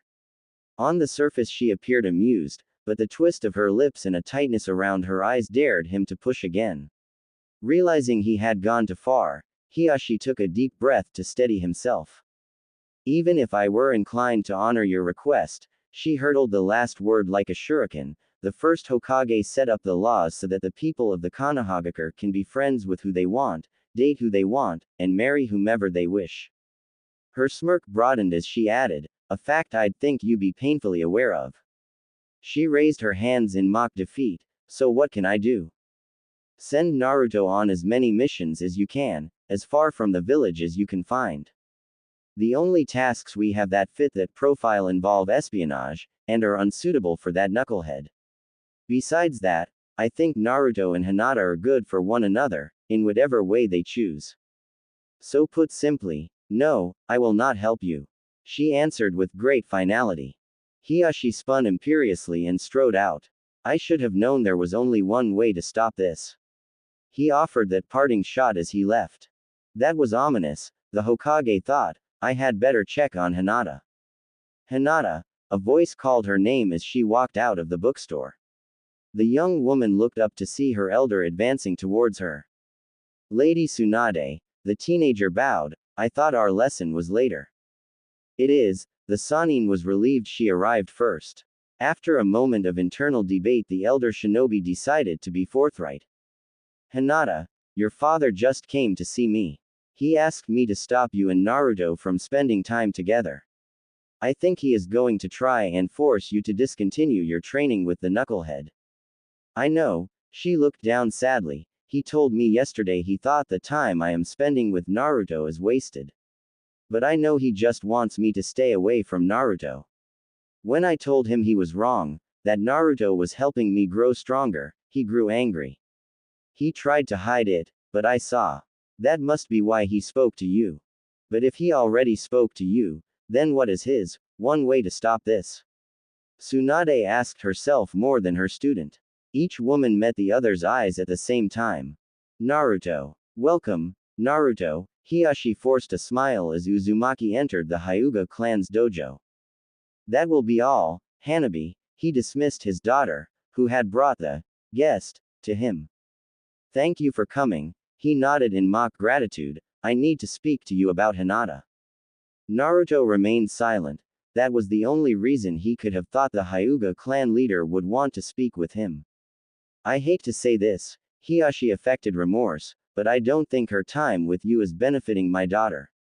She needs to spend more time with her teammates, developing her teamwork. And I'm afraid she is too focused on you to be gaining much from your time together. You may just be taking advantage of her. Respectfully, Lord Hyuga, Naruto forced down his pride, and said calmly, I disagree. When we started training with the Hokage, she told us that Hinata's chakra reserves and stamina were both much higher than the last rating Kurenai gave her. She thinks it's because of our training. And I'm not the best teacher, but I've managed to pass on a few of the skills Jiraiya taught me. I didn't want to ask this. Switching tracks, the Lord pretended to be regretful, but don't you think you are taking advantage of Hinata, at least a little bit? We both know how she thinks she feels about you. You could be leading her on, without intending to. The young genin's anger flared, but he did not let it show. Hinata was the one who initiated our training. His tone bordered on a lecture. I have told her I don't know where this is going. It might just be friendship. We both agreed to respect the other's feeling and decisions. If anything, I hope that spending more time with me would give her a more realistic view of me. Naruto took a step back, and half turned away, saying, I have an appointment, I should be going. We're not done, boy, Hiyashi growled, the veil of civility dropped. He activated his Byakugan and cut off Naruto's escape. The ninja teen stopped moving to avoid colliding with his host, and the Hyuga leader's glowing fingers began dancing. 8 trigrams 64 palms, he proclaimed. His chakra network partially sealed, Naruto's shoulders dropped as he struggled to stay on his feet. He looked at his friend's father with surprise and anger. Don't glare at me, Hiashi snapped. I won't have my daughter involved with a worthless, no account, thieving shinobi like you. Thieving. Naruto seemed most insulted by the last accusation. I know you stole that bracelet. Right. I had it specially engraved and then stole it to give to someone I care about. Because that doesn't make an already unique item any easier to identify, though in the weaker position, Naruto's voice dripped with sarcasm. There's no way you could afford that on a genin's salary. Hiashi sounded less sure of himself. Not that it's your business, the demon-bonded warrior explained, but as an orphan I get my mother's pension until I turn 16, and I've saved a lot of my money. And either way, I bought it with my royalties. Seeing his opponent host's confusion, he added, from helping I mean Master Jiraiya with his books. Abandoning that attack, the Byakugan wielder tried a different assault. Everyone in this village knows what you really are. Most distrust and despise you, he said in a dark, insidious tone, and they will never accept you. Do you want to drag Hinata down like that? To make her experience that rejection? No, she's had enough rejection. The teen sounded regretful, and the girl's father flinched, but since the Chunin exam and Orochimaru's assault 3 years ago, it seems like most of the people of the Konoha now accept me for who I am. You have lost control before. In desperation, Hiyashi's voice grew harsh. You can't say you won't lose it again. Next time, you could hurt Hinata. Only one of us has a history of hurting Hinata. Naruto finally gave in to his legendary temper, and it ain't me. How dare you? Excuse me, I'm not the one who told a 7-year-old girl she was responsible for her mother's death because she couldn't stop a Jonin-level ninja. And then, after she worked so hard to gain your acceptance, you turned your back on her on the day she became a genin. He scowled, and now you're doing it again. You said, how she thinks she feels, like her emotions are fake or unimportant. The angry father paused and looked away from his target. Naruto brought his hands together. He no longer faked being weakened by the effects of the Hyuga's secret technique. Chakra pulse, he stated. The blue energy visibly expanded throughout his body, and the Byakugan user was surprised that Naruto's normal chakra flow was restored. Hinata and I devised a counter to the gentle fist ability to stop chakra over a month ago. The 8 trigrams 64 palms doesn't work on us anymore, he told the nobleman, and for the record, Hinata is better at this technique than I am. The jab roused Hiashi, who flashed across the room as Naruto was opening the door. He stepped past the genin into the hall. He landed facing the boy, his eyes blazing. Rotation, he exclaimed, streaming chakra out in all directions. An explosion shook the walls around them, but it was the Hyuga Lord who was thrown off his feet. He quickly lifted his face, to see Naruto standing before him, the Rasengan roiling in the teen's right hand. Do it, he ordered, show me your true colors. Attack me. This. Naruto frowned in confusion. He raised the Rasengan up to the level of his heart. This isn't for you. I just needed to disrupt your heavenly spin. Naruto released the jutsu, as he nodded to indicate something just behind to the fallen adult. So you wouldn't hit Hanabi, he explained. Hiashi Hyuga goggled at his daughter, standing not 2 feet from him. She was not in his blind spot, but he had been so focused on Naruto he missed the girl entirely. He turned back to Naruto, who was looking at him with pity. Lord Hiashi, I don't want to be your enemy. Hinata is important to both of us, and so long as she is part of our lives, we're gonna run into each other. And if not for ourselves, we should make peace for her. Naruto extended his physical hand to match his metaphorical one. The nobleman considered it for a moment, and then slapped it aside. He stood on his own, and glanced at his daughter. Hanabi, show Naruto out, he said coldly, before returning to the dojo. The 2 genin walked back to the entrance in silence, but when Naruto stepped outside, the second daughter of the Byakugan spoke. You should have hit him. What? The blonde youth almost gave himself whiplash, he spun so fast. You should have hit him, she repeated, he said some cruel things, and attacked you twice. You should have fought back. But if I had fought back, He just would have taken it as justification of his opinions, the older genin explained. I couldn't do that, for Hinata's sake. Well, later Hanabi. Naruto waved as he walked away. After the girl had closed the door and he was a good distance from the mansion, the shinobi stopped and asked, how much of that did you two hear? An instant later, Hinata and Tsunade stood behind him. The younger woman's face was a mask, but the Hokage just smirked. Enough to say I agree with the squirt, the leader of the Leaf Village offered, you should have slugged him. Naruto grinned back, but then caught a glimpse of his friend's expression. He expected Hinata to be looking down, and tapping her fingers. Instead, the kunoichi would have been staring straight ahead, had her eyes been open. And her hands were clenched into fists, trembling at her sides. Lady Tsunade, the girl said suddenly. Her eyes flew open and her gaze was fierce. Are there any open rooms in the ninja barracks? She asked in clipped tones. I do not want to go back there. Hinata. Tsunade's mirth vanished as she realized how hurt the Chunin was. Hinata. Naruto put his hand on her shoulder and started to say something to her. But she stopped him with her anger and shook her head. No. What he did back there is beyond forgiveness. Talking to you like that is bad enough, but to actually attack you. I've never been so ashamed before. I can't see him, can't be in his house. Hinata. He began again, and she pulled away. Hinata. This time Naruto's voice was stern, and her resolve faltered. She met his eyes. People have said and done much worse things to me for less important reasons. And he has a very great reason. He's your dad, and he always will be. He finally wants to protect you, especially since you longer seem to need it. Family is too precious, I can't let you throw it away. Technically, the Sanin teacher cleared her throat, you won't be an adult before your 16th birthday.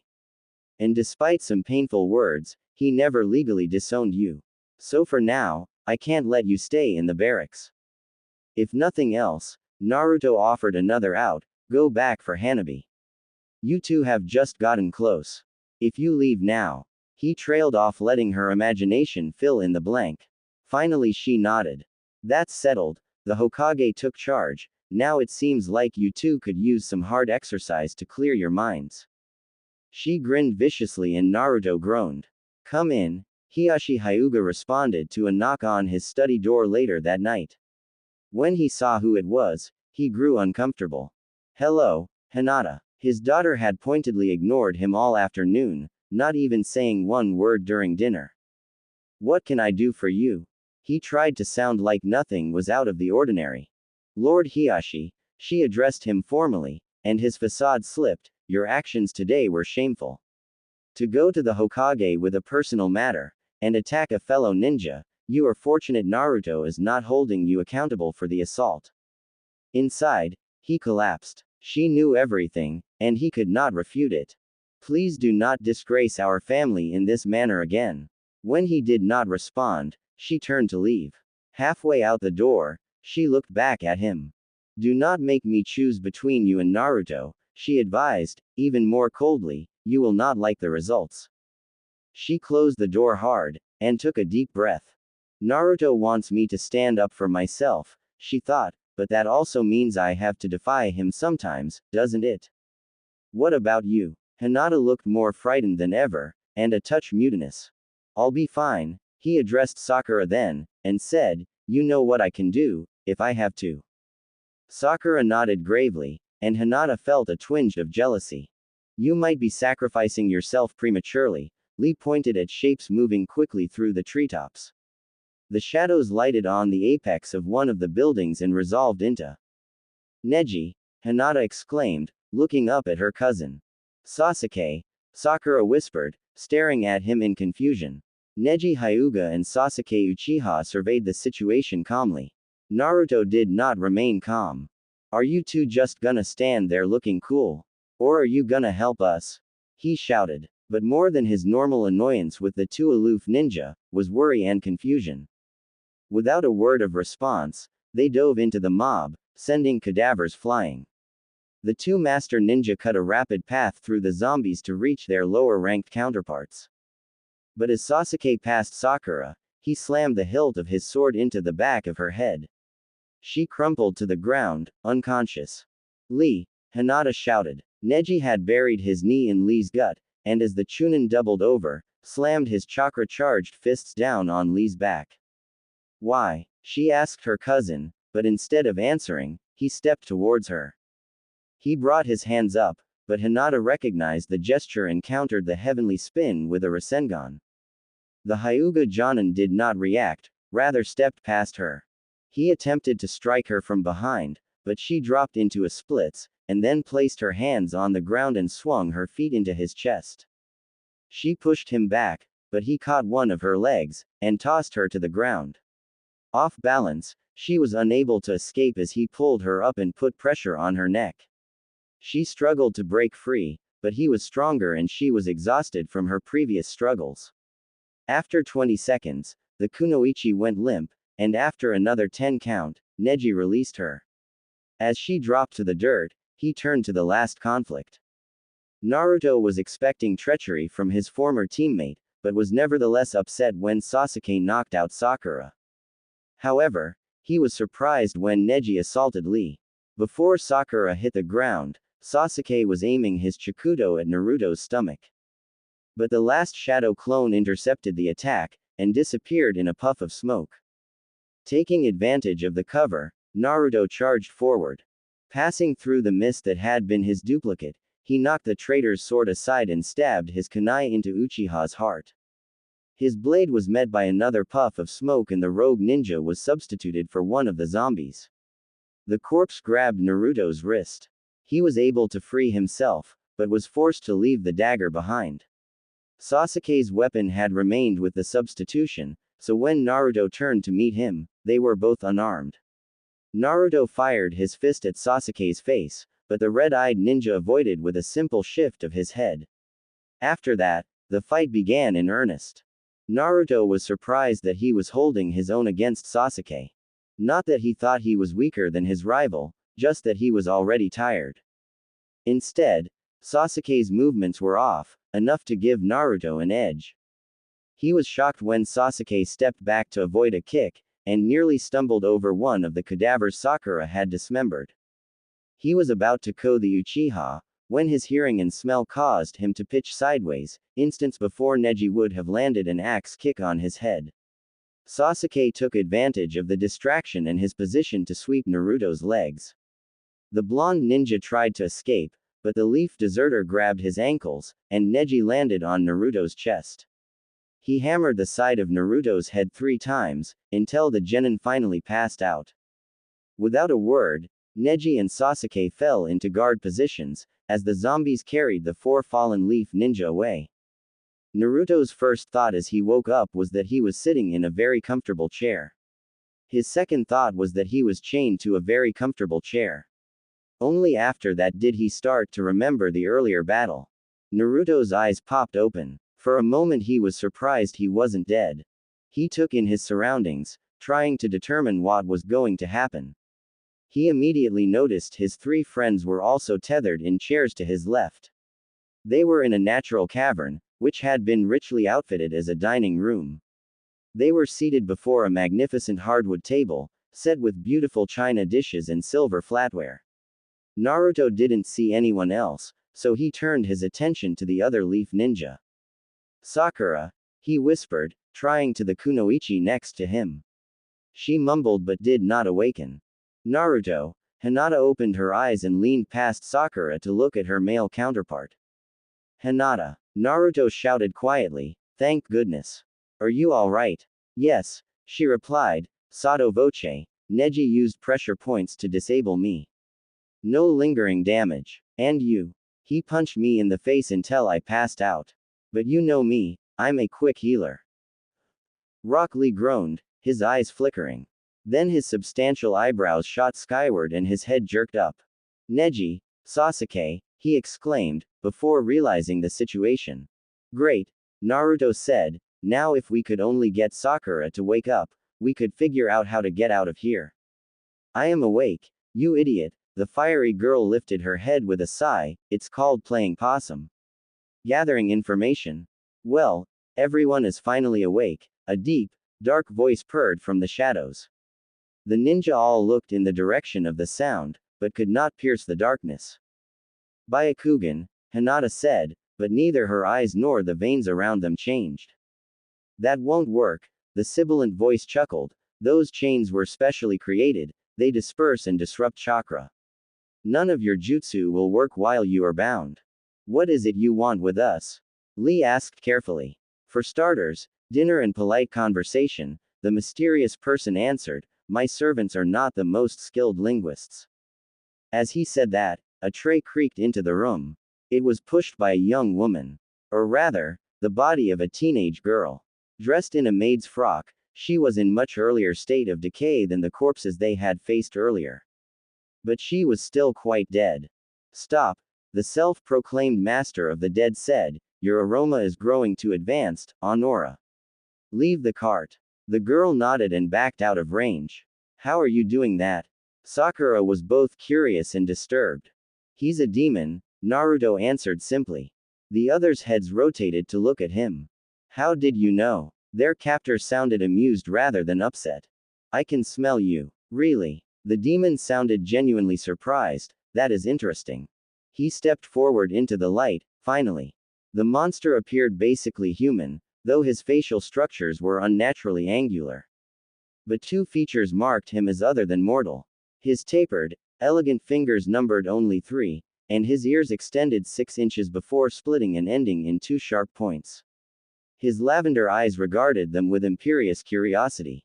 Yes, I am a demon of the blood taster tribe. He waved his hand as if explaining something obvious to a child. A vampire, Lee shouted. The demon's face flashed with anger, but then he just looked at the ninja with pity.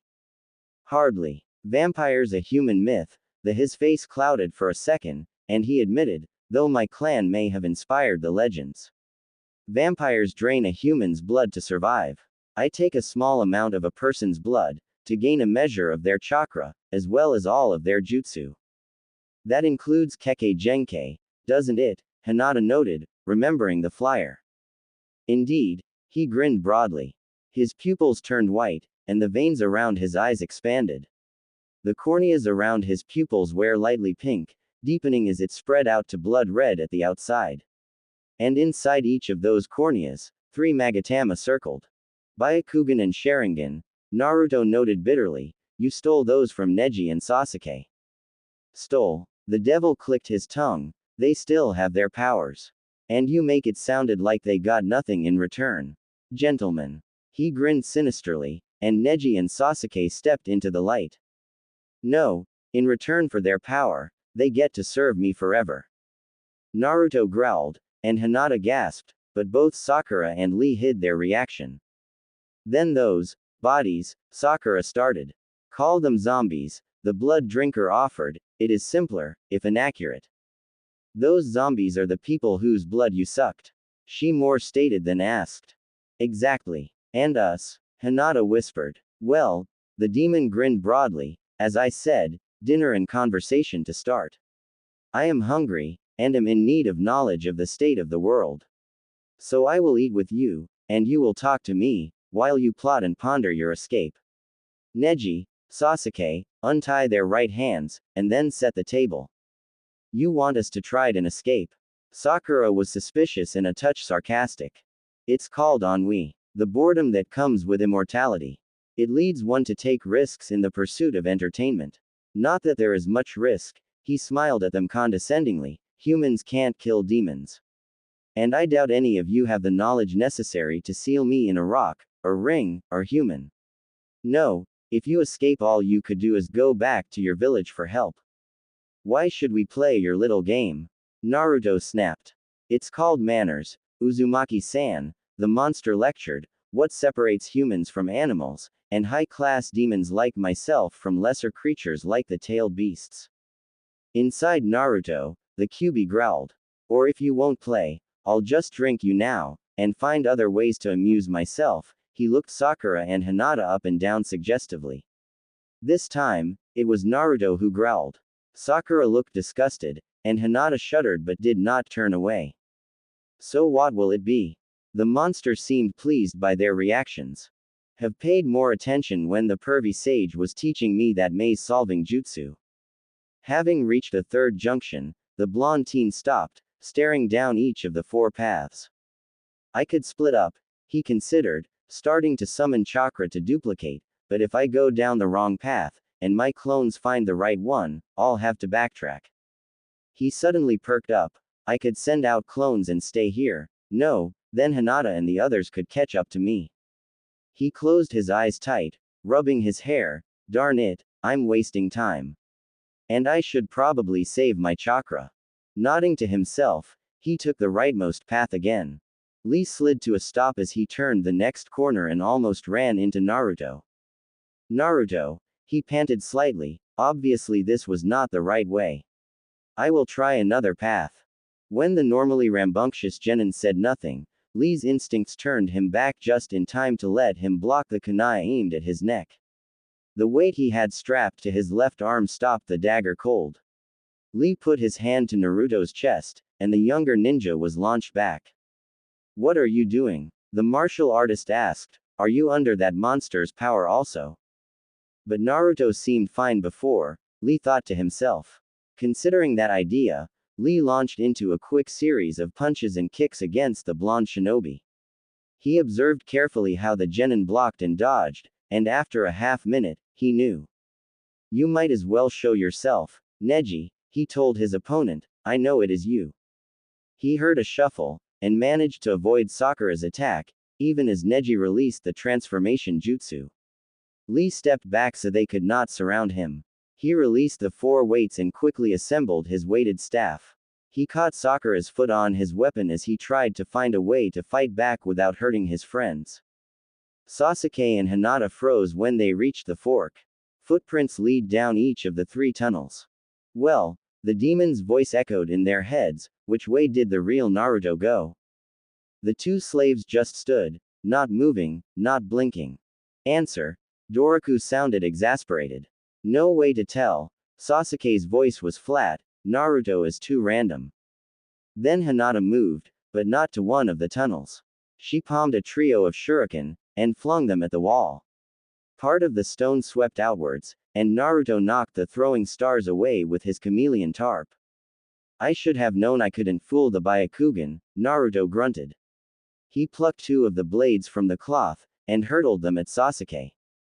The last Uchiha quickly signed, and spit out a stream of fire. Without the final, vocal seal, the fireball jutsu was not at full power, but was still enough to blow away the shuriken and send a mass of flames at Naruto.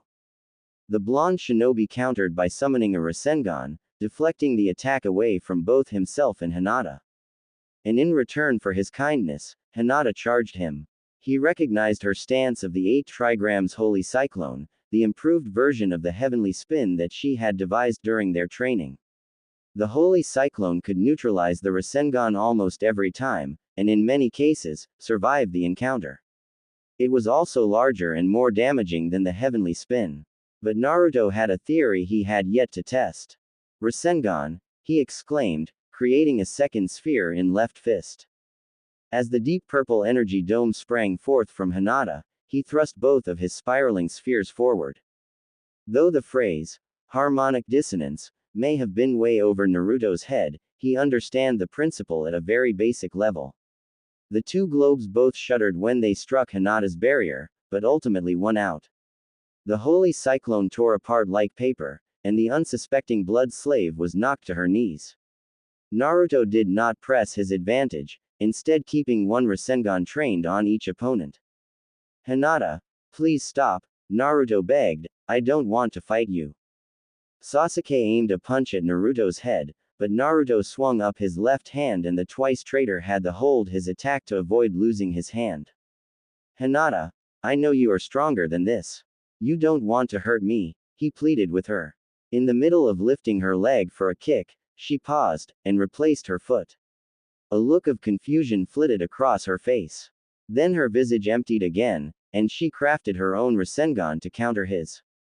She's still in there, Naruto thought, just like how Neji reacted when Doroku said Hinata is stronger.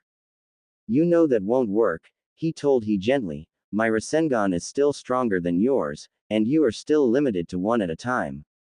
I think you are trying not to hurt me. He reinforced the sphere in his right hand, and brushed his Rasengan to hers, destroying it. Sasuke jabbed with the Chidori, but like the previous night, his movements were off. Naruto wondered if it was a side effect of the blood control, or if his rival was injured. He elbowed the Sound Ninja's ribs, forcing him back, while the Leaf Ninja continued to focus on the Kunoichi. Doroku again ordered them to kill Naruto, this time with a harsh edge. Thought he could hear Sasuke and Hinata's thoughts such as they were, and see via the Kurenai jutsu, he could not hear Naruto, and thus could not determine what jutsu the boy was using to disable Hinata. As the demon had suspected, the genin was loath to harm the girl. Obviously, he knew another way to disable the Byakugan user, and the vampire wanted to know what technique it was. Hinata slowed again, her lips trembling. Always proactive, Naruto pushed his advantage. These last few months have been the best of my life, he informed her honestly, training with you, getting to know you, growing closer to you. She gulped and took a step away. She activated Tsunade's attack, and lightning surrounded her hands. Naruto sent a clone to keep Sasuke busy, and continued to talk to Hinata while carefully avoiding her strikes. You know me better than anyone else. And I won't lose you. Naruto dropped the Rasengan, and knocked her hands away. He knew he was gambling with his life, even as he stepped in close and put his arms around her. I trust you, Hinata, he whispered into her ear, as he hugged her tightly. He waited for her to touch him, disabling his nervous system. Doroku swore elegantly. Naruto had managed to knock out Hinata. After all, if she were dead she would just become one of his zombies.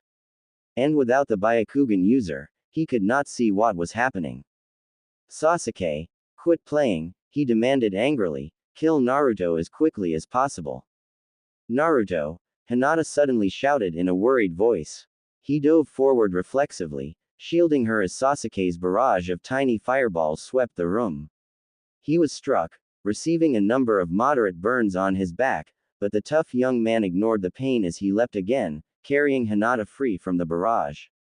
I knew you could do it, he told her as he turned to face Sasuke again. Despite his injuries, Naruto was grinning from ear to ear. Naruto, what happened? The last thing I remember, that fiend was biting my neck. You and Sasuke were trying to kill me. But you managed to break free, with a little coaxing. Which reminds me. He grabbed his radio, even as he dodged another attack from the still enslaved Sasuke. He flicked the frequency dial while Hinata stepped forward to knock aside two thrown kunai. Lee, he called their other ally. I am rather busy, Naruto, Lee grunted. Perfect, Naruto enthused, I got Hinata back, with a little emotional prodding. Really? Rock Lee grinned as he circled away from Neji and Sakura, thank you for the tip. Lee cracked his quarterstaff gently against Sakura's extended wrist, and started talking. I am surprised, and a little disappointed, he told her, is this the same Sakura that defeated Ino's mind transfer jutsu? The girl who tried to jump in between the Rasengan and the Chidori. Sakura tried to grab his weapon, but he rotated it away, knowing with her enhanced strength she could take it away if he gave her the slightest chance. Neji brushed past her, and struck quickly with his gentle fist. Lee avoided the strike, blocked the next two with his staff, and dodged the fourth. But the Jonin's fifth attack landed, tearing Lee's left bicep. The martial artist nearing dropped his weapon, but gritted his teeth against the pain to retain his grip. Lee jabbed Neji in the solar plexus, pushing him back and knocking the breath out of him. What happened to being useful to your team? He prodded, how will you be of any use, if you are a slave of our enemy? Her next blow was more awkward than her previous strikes, and Lee knew Naruto was correct. Again, the vampire growled. Now Lee was constantly talking, and Sakura was faltering. But Lee had no ninjutsu or genjutsu, so he was not using a power against the kunoichi. Could he really be disrupting her just by speaking? That should not be possible, his control was absolute. Or are you thinking that this is your chance to be close to Sasuke? Lee swept Neji's legs as he jabbed at Sakura's emotions, because it isn't. Sasuke won't even know you are there. And you saw how that perverted monster looked at you. Sasuke won't be the one you will be close to. The girl shuddered and froze. And what about Naruto? The one who did not betray you, your team, or our village, and who never tried to kill you. Are you just going to abandon him, or worse try to kill him? No, the girl dropped to her knees, clutching her head. One last push, the taijutsu master thought, well, then I guess Ino wins. What? Sakura was on her feet, livid, no way I'm losing to Ino Pai. Huh, she stopped, confused, Lee, what's going on? Neji surged forward and knocked the staff from Lee's hands. He grabbed Lee's vest, and turned the bushy-browed Chunin over his shoulder, throwing Lee into the wall. But Lee was able to twist around in the air, placing his feet against the wall. Rock Lee pushed off the stone, and body slammed Neji. The monster ordered the four of you to kill Naruto and me. Naruto. Yes, the demon could not control him either. Naruto was able to break Hinata free by playing to her emotions, and I was able to do the same for you. Neji hoisted Lee off his chest, and Lee landed near Sakura. I hope we can do the same for Neji and Sasuke. Inconceivable.